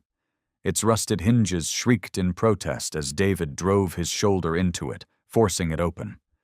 A wave of stench rushed out, damp, mold, and dust thick in the air. Tyler didn't flinch. He drew a steady breath, slowed his pulse, and focused on the sounds ahead. There it was. Heavy footfalls pounding against concrete walls, labored breathing that rasped and dragged like a wounded animal scrambling for an escape. Patrick was bleeding. Tyler knew that much. The shot he'd fired earlier, driving a bullet into Dalton's thigh, couldn't have left the man unscathed. But that didn't make him any less dangerous. A wounded predator still bites, and often it's the killing strike. Left, Tyler signaled quietly, sensing a cooler draft seeping from a narrow passageway to their flank. It was an indication, an exit corridor leading outward. He picked up his pace, slipping through the twisted remains of rusted metal frames. His voice, rough but commanding, cut through the silence. "David, cover our back. Jake, sweep the blind spots." Both men obeyed without hesitation. They moved in sync as if they'd fought together for years. Jake, though green, was learning fast. Tyler allowed himself the faintest nod of approval as the beam of the boy's flashlight swept ahead, steady and sure. When the pale light caught a dark smear of blood streaking across the concrete floor, Tyler stopped. He dropped his center of gravity instinctively, like muscle memory born from countless hunts on deadlier ground. His breathing slowed. Patrick's footsteps had slowed too. Tyler could hear the drag of Dalton's injured leg, scraping rough stone, leaving a trail of blood that led straight into an unlit crossroads. For a brief moment, Tyler closed his eyes, listening, not with his ears, but with every part of him. He felt the steady hum of steel beneath the concrete. He could sense it, feel it, orient yourself. Act. It was an old prayer, whispered more times than he could count, back when he was hunting ghosts in places no one returned from. When he opened his eyes again, he turned to David and Jake, lifting his hand in a silent command. Split up, cut off any escape. It didn't take long. Following the trail, Tyler crept forward until he heard the frantic clatter of hands struggling with a rusted lock. He pressed his back to the cold, damp wall, the concrete biting into his skin through the fabric of his shirt. Then he signaled, again. David nodded and raised his weapon. Patrick was there, at the final door, the emergency exit leading to the open lot beyond the factory grounds. Mason might have been waiting for him out there, maybe even an escape route laid out. Tyler didn't care. He wasn't giving Dalton another step. In a single fluid motion, Tyler sprang forward. He moved low and fast, silent as a shadow. His left arm hooked around Patrick's throat, yanking him back in a brutal chokehold. His right hand drove the butt of his pistol into Dalton's temple, forcing his head sideways, the muzzle digging hard against the man's skull. Patrick thrashed wildly, his strength that of a cornered animal. He snarled through broken teeth, his voice raw and desperate. "You won't win, Morgan! I still have a way out!" But Tyler heard none of it. Only the rush of blood pounding in his ears. He didn't hesitate. He slammed Dalton to the ground, driving his face into the cold concrete with a sickening crack. Teeth shattered, blood splattered. David was there in an instant, snapping the steel cuffs onto Patrick's wrists, cinching them tight behind his back. Jake stood a few steps behind, his eyes wide, shocked, but shining with something else too. Belief. He was seeing the end of the monster who had haunted them all. Tyler stood over Patrick's broken body, his chest heaving with exhaustion. One hand still gripped the butt of his Glock, the other pressed against the concrete wall to steady himself. Cold sweat ran down his temples, mixing with the blood from his shoulder wound. He leaned in close, his breath low and harsh in the echoing corridor. "It's over, Dalton," he whispered. "You have nowhere left to run." Patrick choked on a breath, his eyes, wild with hate, finally dulled with defeat. All the plans, all the lies, everything he had built was gone, reduced to dust and blood on the cold ground. David hauled him to his feet. Patrick's hands were locked behind him, his mouth bleeding, and he sagged forward like a condemned man waiting for the final judgment. Tyler didn't speak again. He didn't need to. The physical battle was finished. What lay ahead was the war for justice, a fight in courts, in headlines, and behind closed doors, a battle he was willing to fight. He drew in a breath, wiped the sweat from his brow, and turned toward David. "Get him out of here," Tyler said firmly. Then his gaze shifted to Jake. "Contact Emily. I need to know about Bruno." Because, in Tyler's heart, the only fight that still mattered was the one happening on an operating table miles away. Bruno, his partner, his brother in arms, was still fighting for his life. And Tyler had made himself a promise. This victory wouldn't mean a thing unless Bruno came home with him. Patrick was dragged to his feet, his hands cuffed tightly behind his back. Blood trickled dark and heavy from his split lips and broken nose, but his eyes still burned with defiance and hatred. The wild, cornered look of a predator with nothing left to lose. As David and Jake hauled him out of the tunnel, Tyler lingered at the last turn. His fingers unconsciously tightened around the grip of his pistol, his body still thrumming from the brutal chase. But it wasn't exhaustion that made him pause. It was the faintest sound, like the roll of a spent casing over concrete, coming to rest in the shadows. A familiar chill traced Tyler's spine. His instincts flared, screaming that this wasn't over.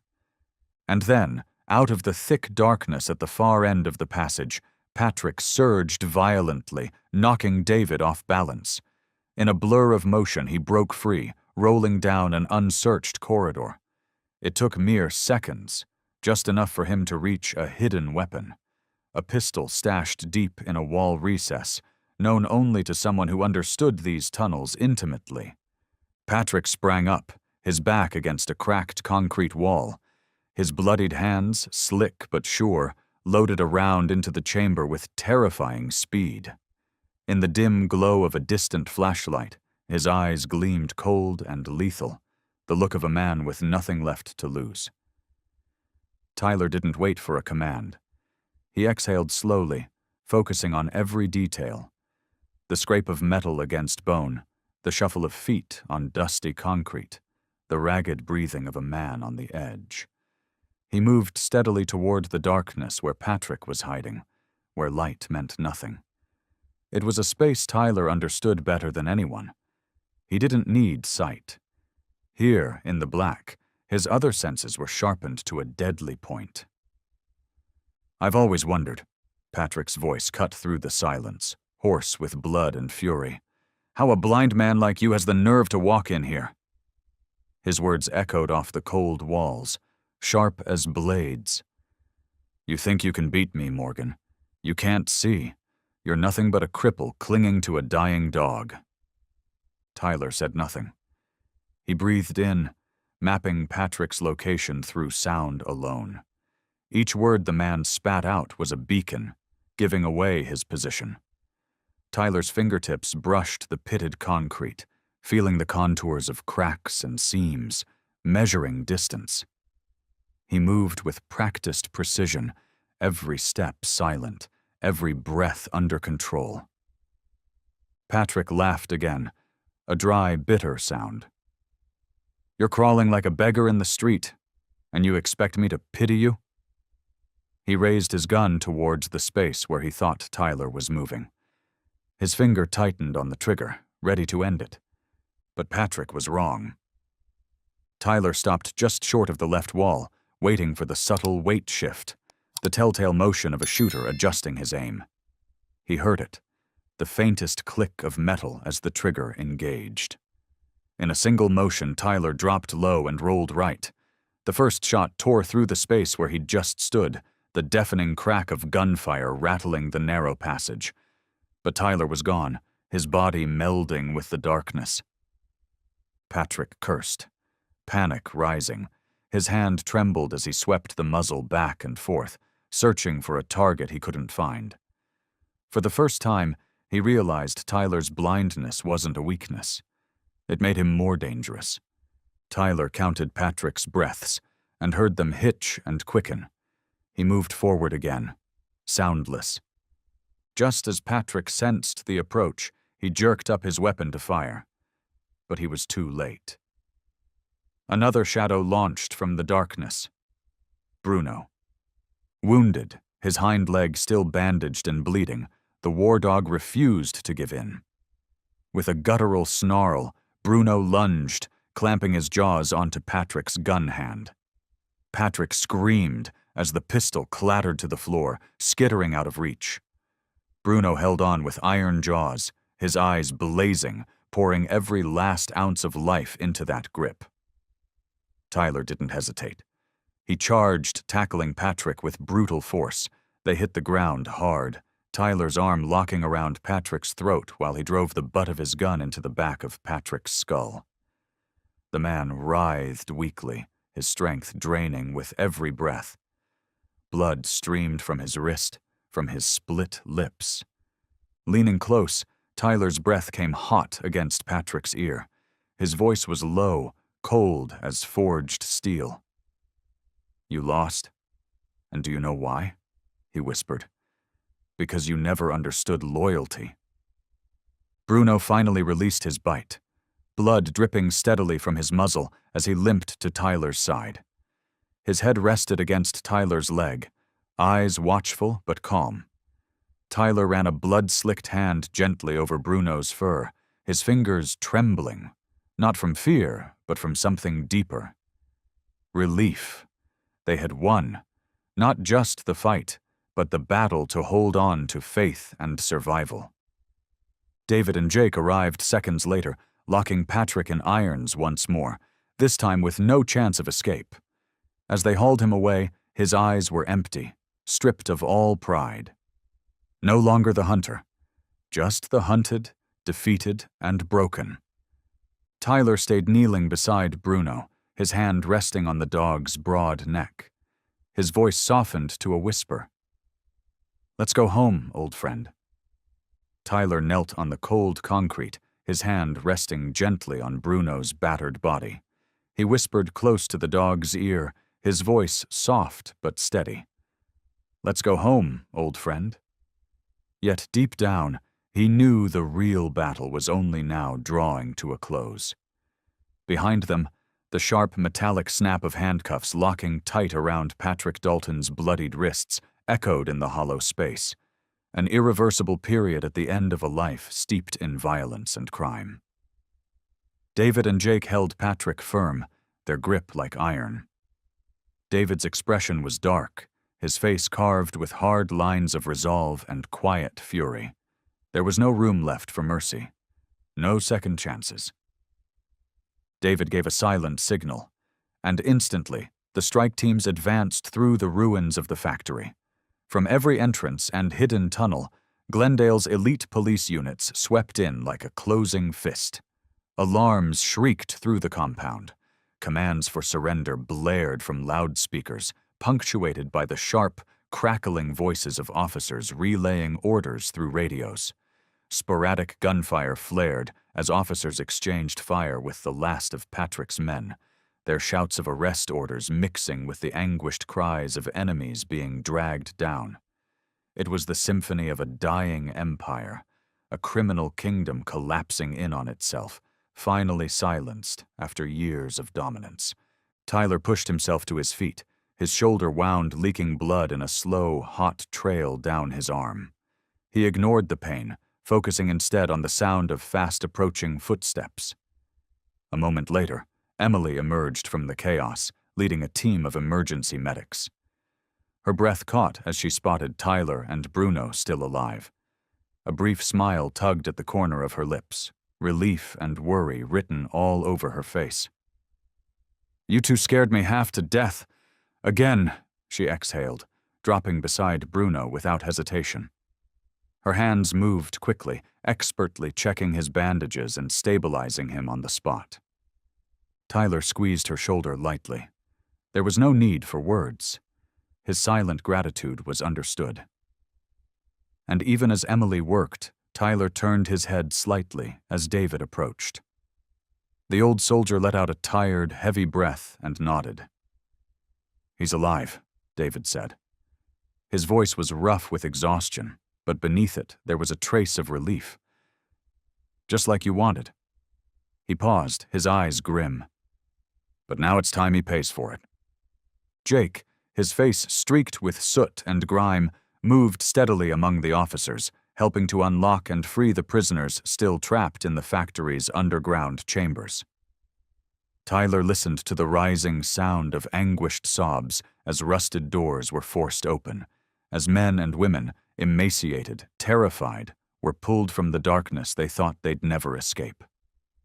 Emily and her team worked swiftly, gently but firmly to help each survivor. Her hands were calm and practiced, even as her heart must have been breaking. There was no room for hesitation. She guided them all out of hell. David's hands clenched tighter on his rifle as he watched his men cuff the last of Patrick's loyal followers. Mason, his shoulder bound tightly from a sniper's bullet, was dragged away without a word. Cole lay lifeless in the dirt where he'd fallen, shot down while trying to run. No one had escaped. Not this time. And for the first time in many long years, David felt the weight on his shoulders begin to lift. Patrick was dragged past Tyler and Bruno. His face was smeared with blood, his eyes burning red with fury and helplessness. He sneered at Tyler, a last defiant gesture, but there was no power left behind it. The arrogance was hollow. His gaze was empty. Tyler said nothing. He only bowed his head slightly, his hand resting on Bruno's head, gently smoothing the dog's ears as he lay weak but alive. Tyler knew that look in Patrick's eyes. It was the look of a man who had lost everything, his power, his men, and any hope of escape. "Take him away," David ordered. Two officers seized Patrick and hauled him towards the transport vehicle. The night wind rushed through the broken ruins of the factory, cold and sharp. But this time, Tyler found the air clearer.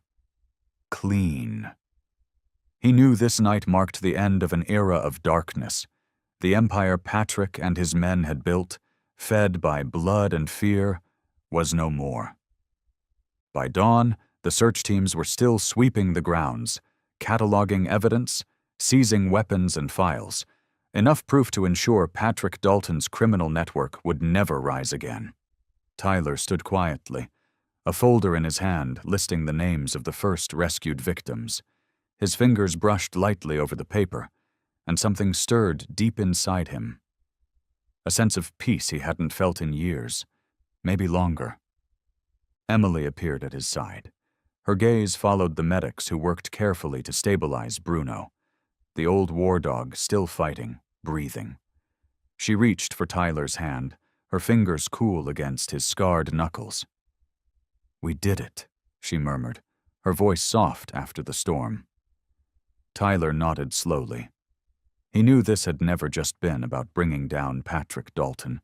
It had been about reclaiming hope for lives nearly lost to darkness. Bruno gave a faint whimper, his amber eyes opening, finding Tyler's face. A flicker of recognition. A breath, thin, but alive. Tyler leaned down close, His words carried in a whisper through the morning breeze. "You did good, warrior," he murmured. "We're going home." Yet deep in Tyler's eyes, there was no peace. The victory over Patrick Dalton and his brutal gang was only part of this battle. Now, Bruno's life was the fight Tyler couldn't control with combat skills or cold precision. Every shred of hope rested in Emily's hands, and the veterinary team working beside her in the makeshift surgical room, hastily set up in an old garage. The harsh white light reflected off steel surfaces and pale walls, casting a sterile, urgent glow, like a field hospital on the front lines of war. Bruno had been rushed into surgery the moment the emergency team confirmed he was stable enough to proceed. Emily took the scalpel herself, her face tense beneath the bright surgical lamp. There was no time for hesitation. The bullet was lodged deep in Bruno's hind leg, dangerously close to the main artery. One wrong move and the artery could tear, ending everything in an instant. Two assistants held Bruno's injured leg steady, while Emily injected another dose of anesthesia. Her eyes never left the rhythm of his heartbeat displayed on the monitor, tracking every fragile pulse with the focus of someone fighting for more than just survival. Tyler stood outside the glass window, his hands clenched so tightly that the knuckles had turned white. His gaze never wavered from Emily's movements, precise, steady, and infinitely difficult. He knew every cut she made was a battle, because the one lying on that table wasn't just a dog. It was a teammate, a soldier, family. Jake had finished helping the police rescue the victims and secure the factory, but he'd refused to leave Tyler's side. He sat close beside him on the old wooden bench, his eyes hollow with exhaustion, but locked on the figure of Bruno inside the operating room. Wrapped in Jake's arms was an old towel, one Tyler had used to dry Bruno after countless grueling training sessions. Jake held it tightly, his fingers smoothing the worn fabric over and over, as if it was the only way he could give hope to the old warrior still fighting on the edge of life and death. "He's going to be okay, right?" Jake asked softly, his voice breaking the heavy silence. Tyler didn't answer immediately. After a long pause, he nodded slowly, even if he wasn't sure himself. "Bruno is the strongest fighter I've ever known," Tyler said quietly, his voice thick with emotion. "He's never quit. Not today. Not ever." Time dragged on mercilessly. The steady beat of Bruno's heart on the monitor seemed to echo inside Tyler's chest. Every stitch Emily made, every incision, was done with a surgeon's precision. Her hands trembled slightly from the strain, but her gaze never faltered. They weren't just doctor and patient anymore. They were comrades, fighting one last battle together, one they had never imagined they would have to fight again. Finally, when Emily removed the bullet and dropped it into a stainless steel tray, the faint clatter sounded like an exhale. And then she began to close the wound, each stitch a promise not to let go of this life, not now. 2 hours later, the door to the surgery room opened. Emily stepped out, her face streaked with sweat, but her eyes shone with a light Tyler hadn't seen in a long time. "He made it," she said, exhausted but relieved. "It was close. The bullet missed the artery. We stopped the bleeding and repaired the damage. Now, it's up to him to recover." Tyler gripped her shoulder tightly, saying nothing, but his eyes spoke volumes of gratitude. Jake jumped to his feet, his face lit up as he rushed to the window. Bruno lay on the table, his body bandaged, oxygen tube in place, his breathing shallow but steady. Without a word, Jake picked up the towel and stepped quietly into the recovery room. He pulled a chair beside Bruno's bed, laying his hand gently on the dog's head, stroking the fur in the same careful way Tyler always had. "I'm here," Jake whispered, his voice trembling but firm. "It's okay now, our hero." Bruno didn't open his eyes, but one ear flicked slightly. On the monitor, his heartbeat remained strong and even, as if he had heard and understood. In the days that followed, Jake rarely left Bruno's side. He read stories aloud, told Bruno about everything they'd been through, or just sat quietly, holding on to the towel that still carried the faintest trace of old battles and hard-won victories. Emily and Tyler took turns caring for Bruno, too, but it was Jake who Bruno responded to most. Their bond was unspoken, forged in loss and survival. Two warriors who had found something in each other that neither had expected: trust and hope. And then one morning, as the first pale light streamed in through the window, Bruno finally opened his eyes. Slowly, he lifted his head, and with great effort, licked Jake's hand. The boy's breath caught. His eyes filled with tears. The room filled with a joy so deep it was almost painful. Tyler entered just in time to see it happen. His gaze met Bruno's amber eyes, and he gave a small nod, his voice breaking with pride. "Welcome back, warrior." Tyler's words echoed like a closing line to the brutal journey he and Bruno had endured together. But in truth, it was the beginning of a new chapter, one neither of them had ever dared to imagine. In the days following Bruno's surgery, time seemed to slow, each moment marked by hope rather than fear. His breathing grew stronger. His steps, though uneven at first, grew steadier with each lap Jake guided him through the small garden behind the veterinary clinic. Tyler watched quietly, always close by, sitting on the old wooden bench with one hand resting on Bruno's thick fur. He could feel life returning beneath his fingers, strength rebuilding in muscles that had carried them both through battle after battle. When Bruno's condition stabilized, the calls began.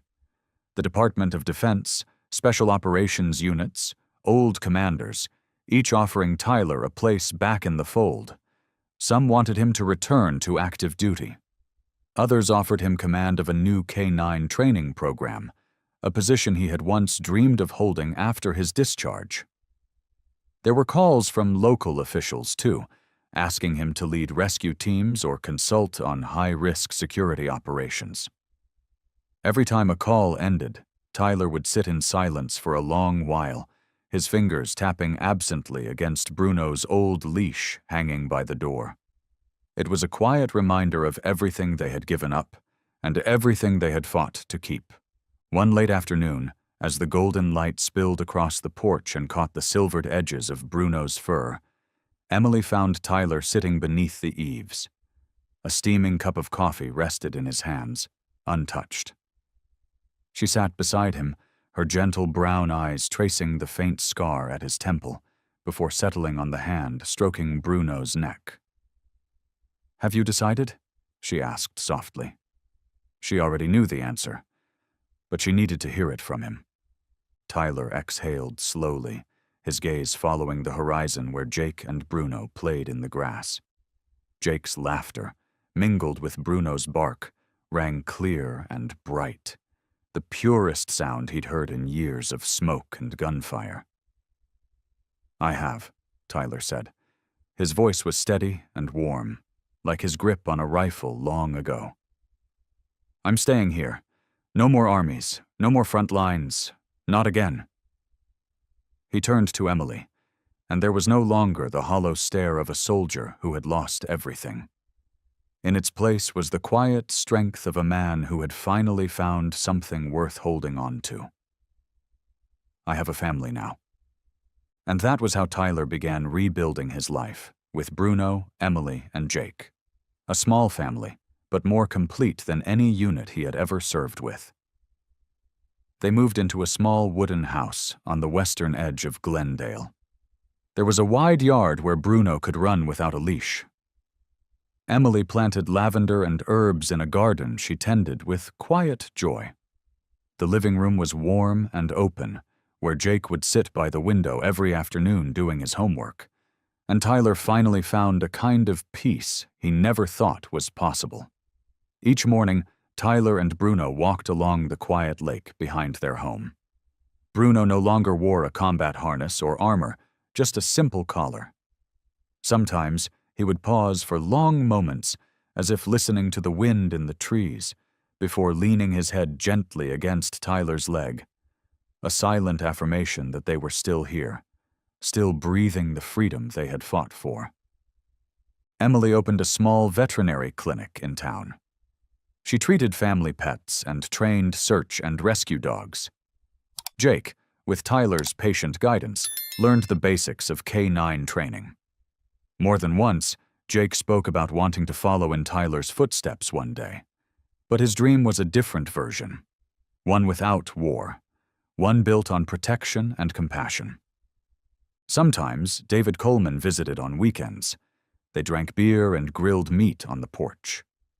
David was no longer the weary police chief burdened by a city drowning in chaos.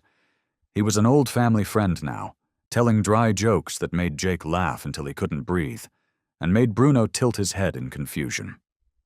Life came slowly, quietly. But to Tyler, it was a reward hard-earned.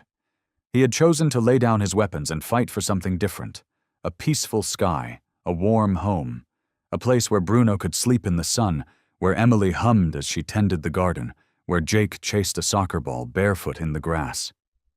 And most importantly, in this place, Tyler no longer fought to survive. He simply lived, to feel each moment of a life given back to him.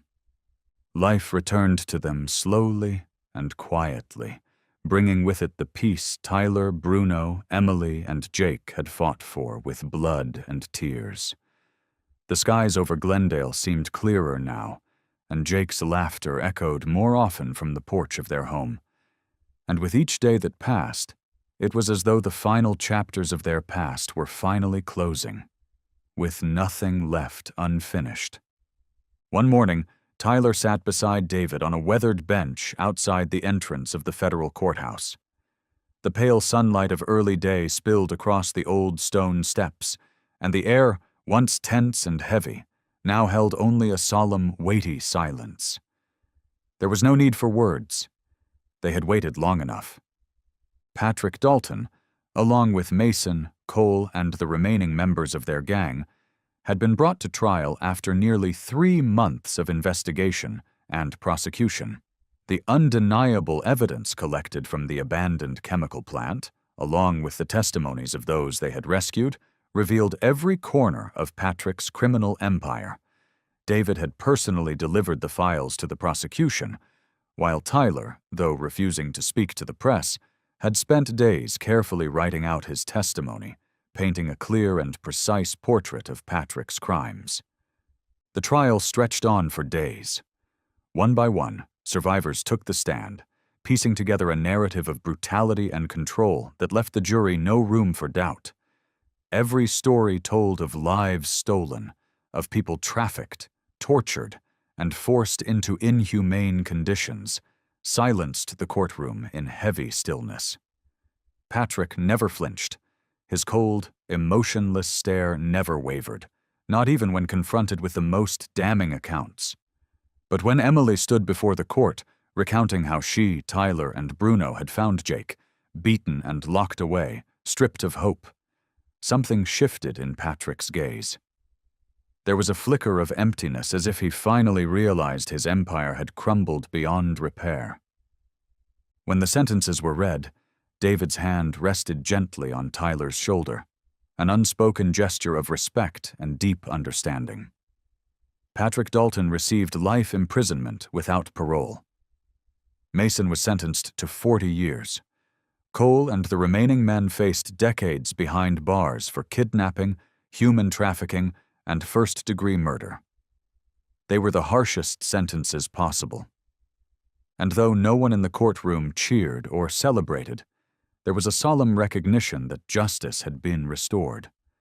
Not revenge, just the quiet re-establishment of law, of faith in something better. Afterward, Tyler lingered on the courthouse steps, his clouded gaze tilted toward the pale sky, where faint rays of sunlight broke through heavy clouds. Bruno nudged his hand with a cold, damp nose, a reminder that life was still moving forward, that their fight had meant something. Emily stood beside Jake nearby, holding his hand. There was still fear in Jake's eyes, but also hope. And in that hope, Tyler saw the beginning of something new. Weeks after the trial, Emily completed the paperwork to adopt Jake. A decision she and Tyler had discussed through countless late nights. They had weighed every possibility but knew, in the end, there was no other choice. Jake didn't just need a roof over his head. He needed a family, a real one, a place where no one would ever look at him with cruelty, where no one could hurt him again. On the day the papers were signed, Jake didn't cry. But when it was over, he hugged Emily tightly, then turned to Bruno, burying his face in the dog's thick fur. His voice was soft, but certain. "We're a family now." Tyler stood quietly beside them, his hand resting on Jake's head before giving Emily's shoulder a firm, reassuring squeeze. There was no need for promises or vows. Every day they lived together was proof enough of what they had built. Bruno, his back leg still limping slightly, walked with Jake every evening through the garden behind the house. Emily had planted a new row of lavender there, washing away the dark memories that once clung to their lives. Tyler often sat on the porch with a book in hand, listening to the sound of Jake's laughter mingling with Bruno's bark, echoing through the calm. He and Emily both understood that Jake's healing would take time. The scars inside him wouldn't fade easily, but they also knew that with love, patience, and Bruno's unwavering presence, they could start over. Together. One morning, as golden light streamed through the wooden window frames, Tyler realized something profound. This small home in Glendale's quiet suburbs wasn't just where he had found peace. It was where a family had been built. After all they had lost, after all they had sacrificed, they had found their way back to each other. And for Tyler, that was a victory no battlefield could ever offer. The small house on the outskirts of Glendale, where Tyler, Emily, Jake, and Bruno had built their family after unimaginable loss, had become a haven they had never dared to hope for during their darkest days. Inside the warm cabin, filled with the scent of pine and lavender, time seemed to slow. Mornings were filled with Jake's laughter as he and Emily tended the garden behind the house. In the afternoons, Bruno dozed beneath the shade of the old oak tree, while Tyler worked quietly, carving pieces of wood with steady hands, finding peace in the precision of each cut, in the rhythm of a life that no longer demanded violence. But at night, when the small town was washed in the golden glow of lamplight, Tyler and Bruno returned to a world only they understood. Two old warriors walking side by side, bound by habit and history, in a silence that needed no words. That evening, autumn's chill drifted along the cobbled streets, carrying the earthy scent of fallen leaves and distant wood smoke. Tyler adjusted Bruno's leash gently, slowing his pace to match the dog's now uneven gait. The German Shepherd, once the pride of the SWAT unit, wore his age in the silver streaks that flecked his coat and the slight limp in his hind leg, a reminder of a wound that nearly ended him. But each time Tyler called his name, Bruno raised his head, amber eyes clear and fierce, still carrying the fire of the dog who had never once faltered. They left the house together, walking beneath rows of maples, the street lamps casting a soft light over the cracked pavement. Houses stood quietly along the lane, their windows glowing warm and safe. Glimpses of a life Tyler had thought forever lost. He moved slowly beside Bruno, listening to the steady thud of his paws against the ground. There was no longer the power in his stride, but there was certainty, each breath deep and sure, like the beating of a heart that had never failed. When they reached the corner where ivy crawled up an old brick wall, Tyler signaled for Bruno to stop.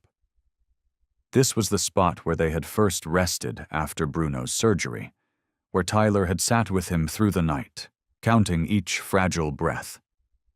Tyler knelt, unclipping the leash, his hand running gently down Bruno's spine, thin but still strong beneath his fingers. Bruno looked at him for a moment, then slowly limped toward their familiar bench, settling down with his head resting between his front paws, ears still pricked at the sounds of the quiet street.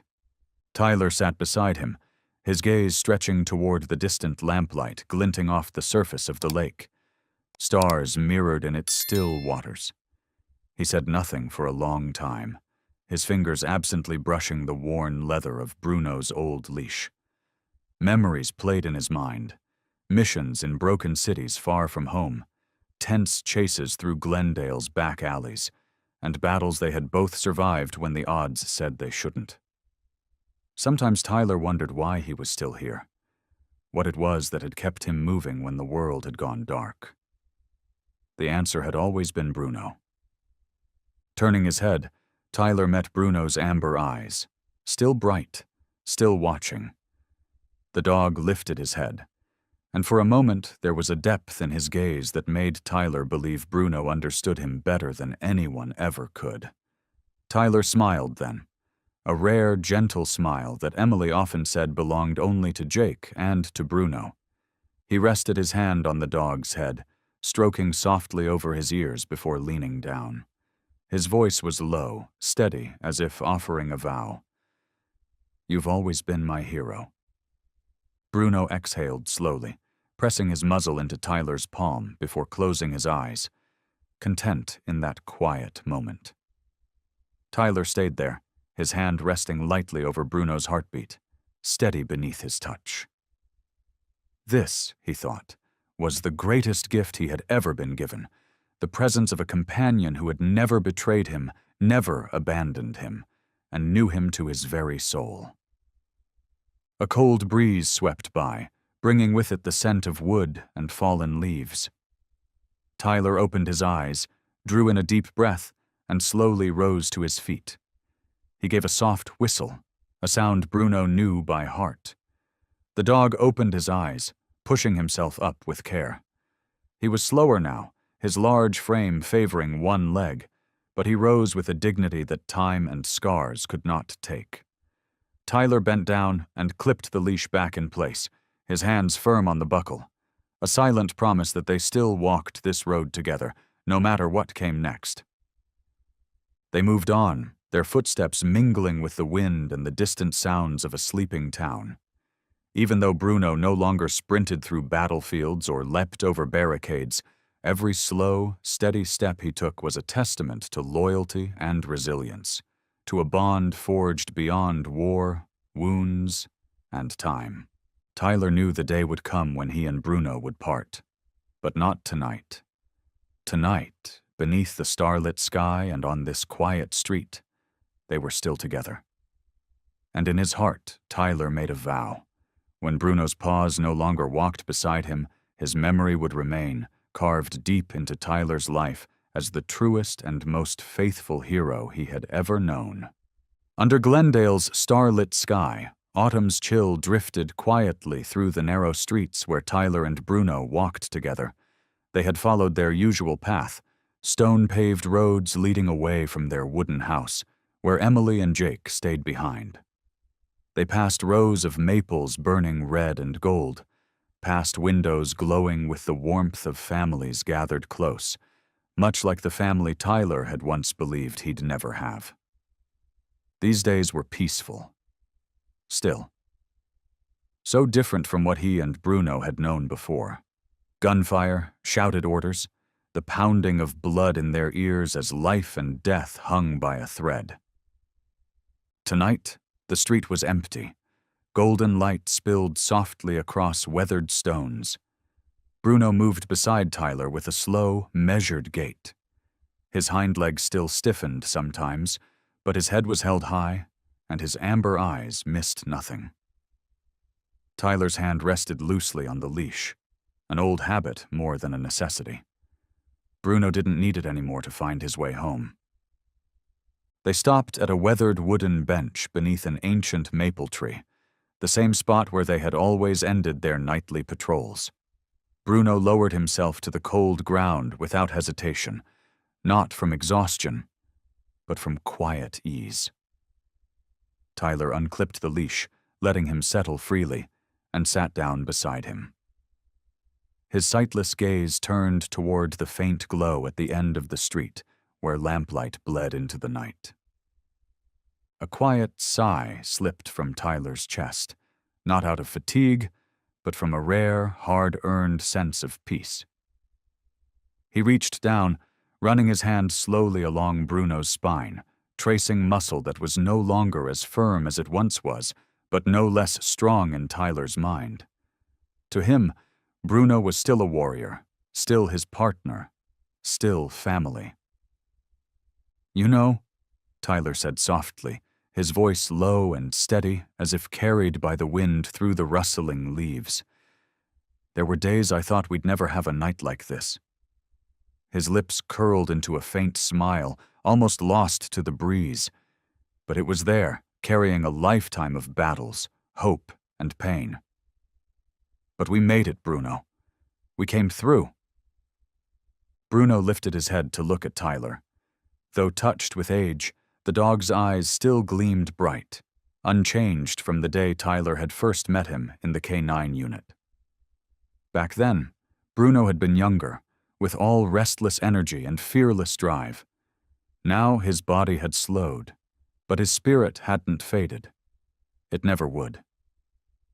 Tyler reached out and gently stroked behind his ears, his fingers brushing over the soft fur, then rested his hand on Bruno's head. His voice lowered further, heavy with something that felt like a promise.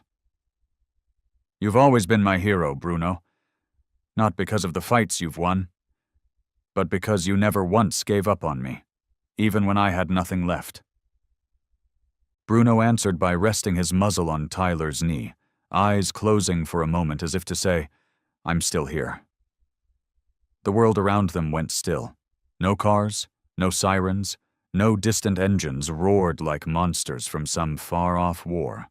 Until, far away, faint at first, Tyler heard it. An engine, familiar, not a sound you confused with anything else. At first it was only a whisper, like a ghost from his memory, but then it grew louder. A low, heavy rumble, unlike anything you'd hear in this quiet town. It wasn't from Glendale. It didn't belong here. Bruno's head shot up, ears pricking sharply, his body tense despite the stiffness in his legs. Tyler didn't need to ask. His hand found the leash, looping it swiftly back over Bruno's neck, fastening it with practiced ease. He didn't need sight. His instincts, sharpened by years in combat, told him everything he needed to know. The engine grew closer. Then, suddenly, it cut off. Silence. Thick and heavy. Tyler stayed where he was, his hand resting against Bruno's neck. His voice was calm and steady, as if they were talking about the weather. "We're ready, aren't we, old friend?" Bruno didn't growl. He didn't bark. He simply stood, his steps slow but firm as he moved forward. Ready. He didn't need Tyler's command. They had walked too many roads together for that. Tyler rose beside him, tugging his gloves tight, listening. To the faint shift of the air, to the creak of distant metal, to the heartbeat of something waiting in the dark. Maybe it was one of Patrick Dalton's men, someone who had slipped through the cracks. Or maybe it was something else, something new. A warning that the darkness wasn't finished with them yet. Tyler didn't care. Whoever it was, whatever it was, he would face it, because he wasn't alone. He had Bruno, he had Emily, he had Jake, and he had something worth protecting. A life they had rebuilt from the ashes. Above them, stars shimmered against the night sky as two old warriors disappeared into the darkness of the road ahead. Their steps were slow but sure, steady in the way of those who had already survived the worst the world could throw at them. And in each step, there was an unspoken vow. Whatever came next, they would face it together. This wasn't the end. It was only another beginning. And so ends the journey of Tyler and Bruno, two warriors who had once lost everything, but found family, peace, and a new life beyond the shadows of their past. Are Tyler and Bruno ready for one more fight? And if so, what do you think they'll be up against? Let us know your thoughts in the comments below. We'd love to hear what you think about this ending. Don't forget to like, share, and subscribe so you won't miss what happens next. Thank you for following Tyler and Bruno on this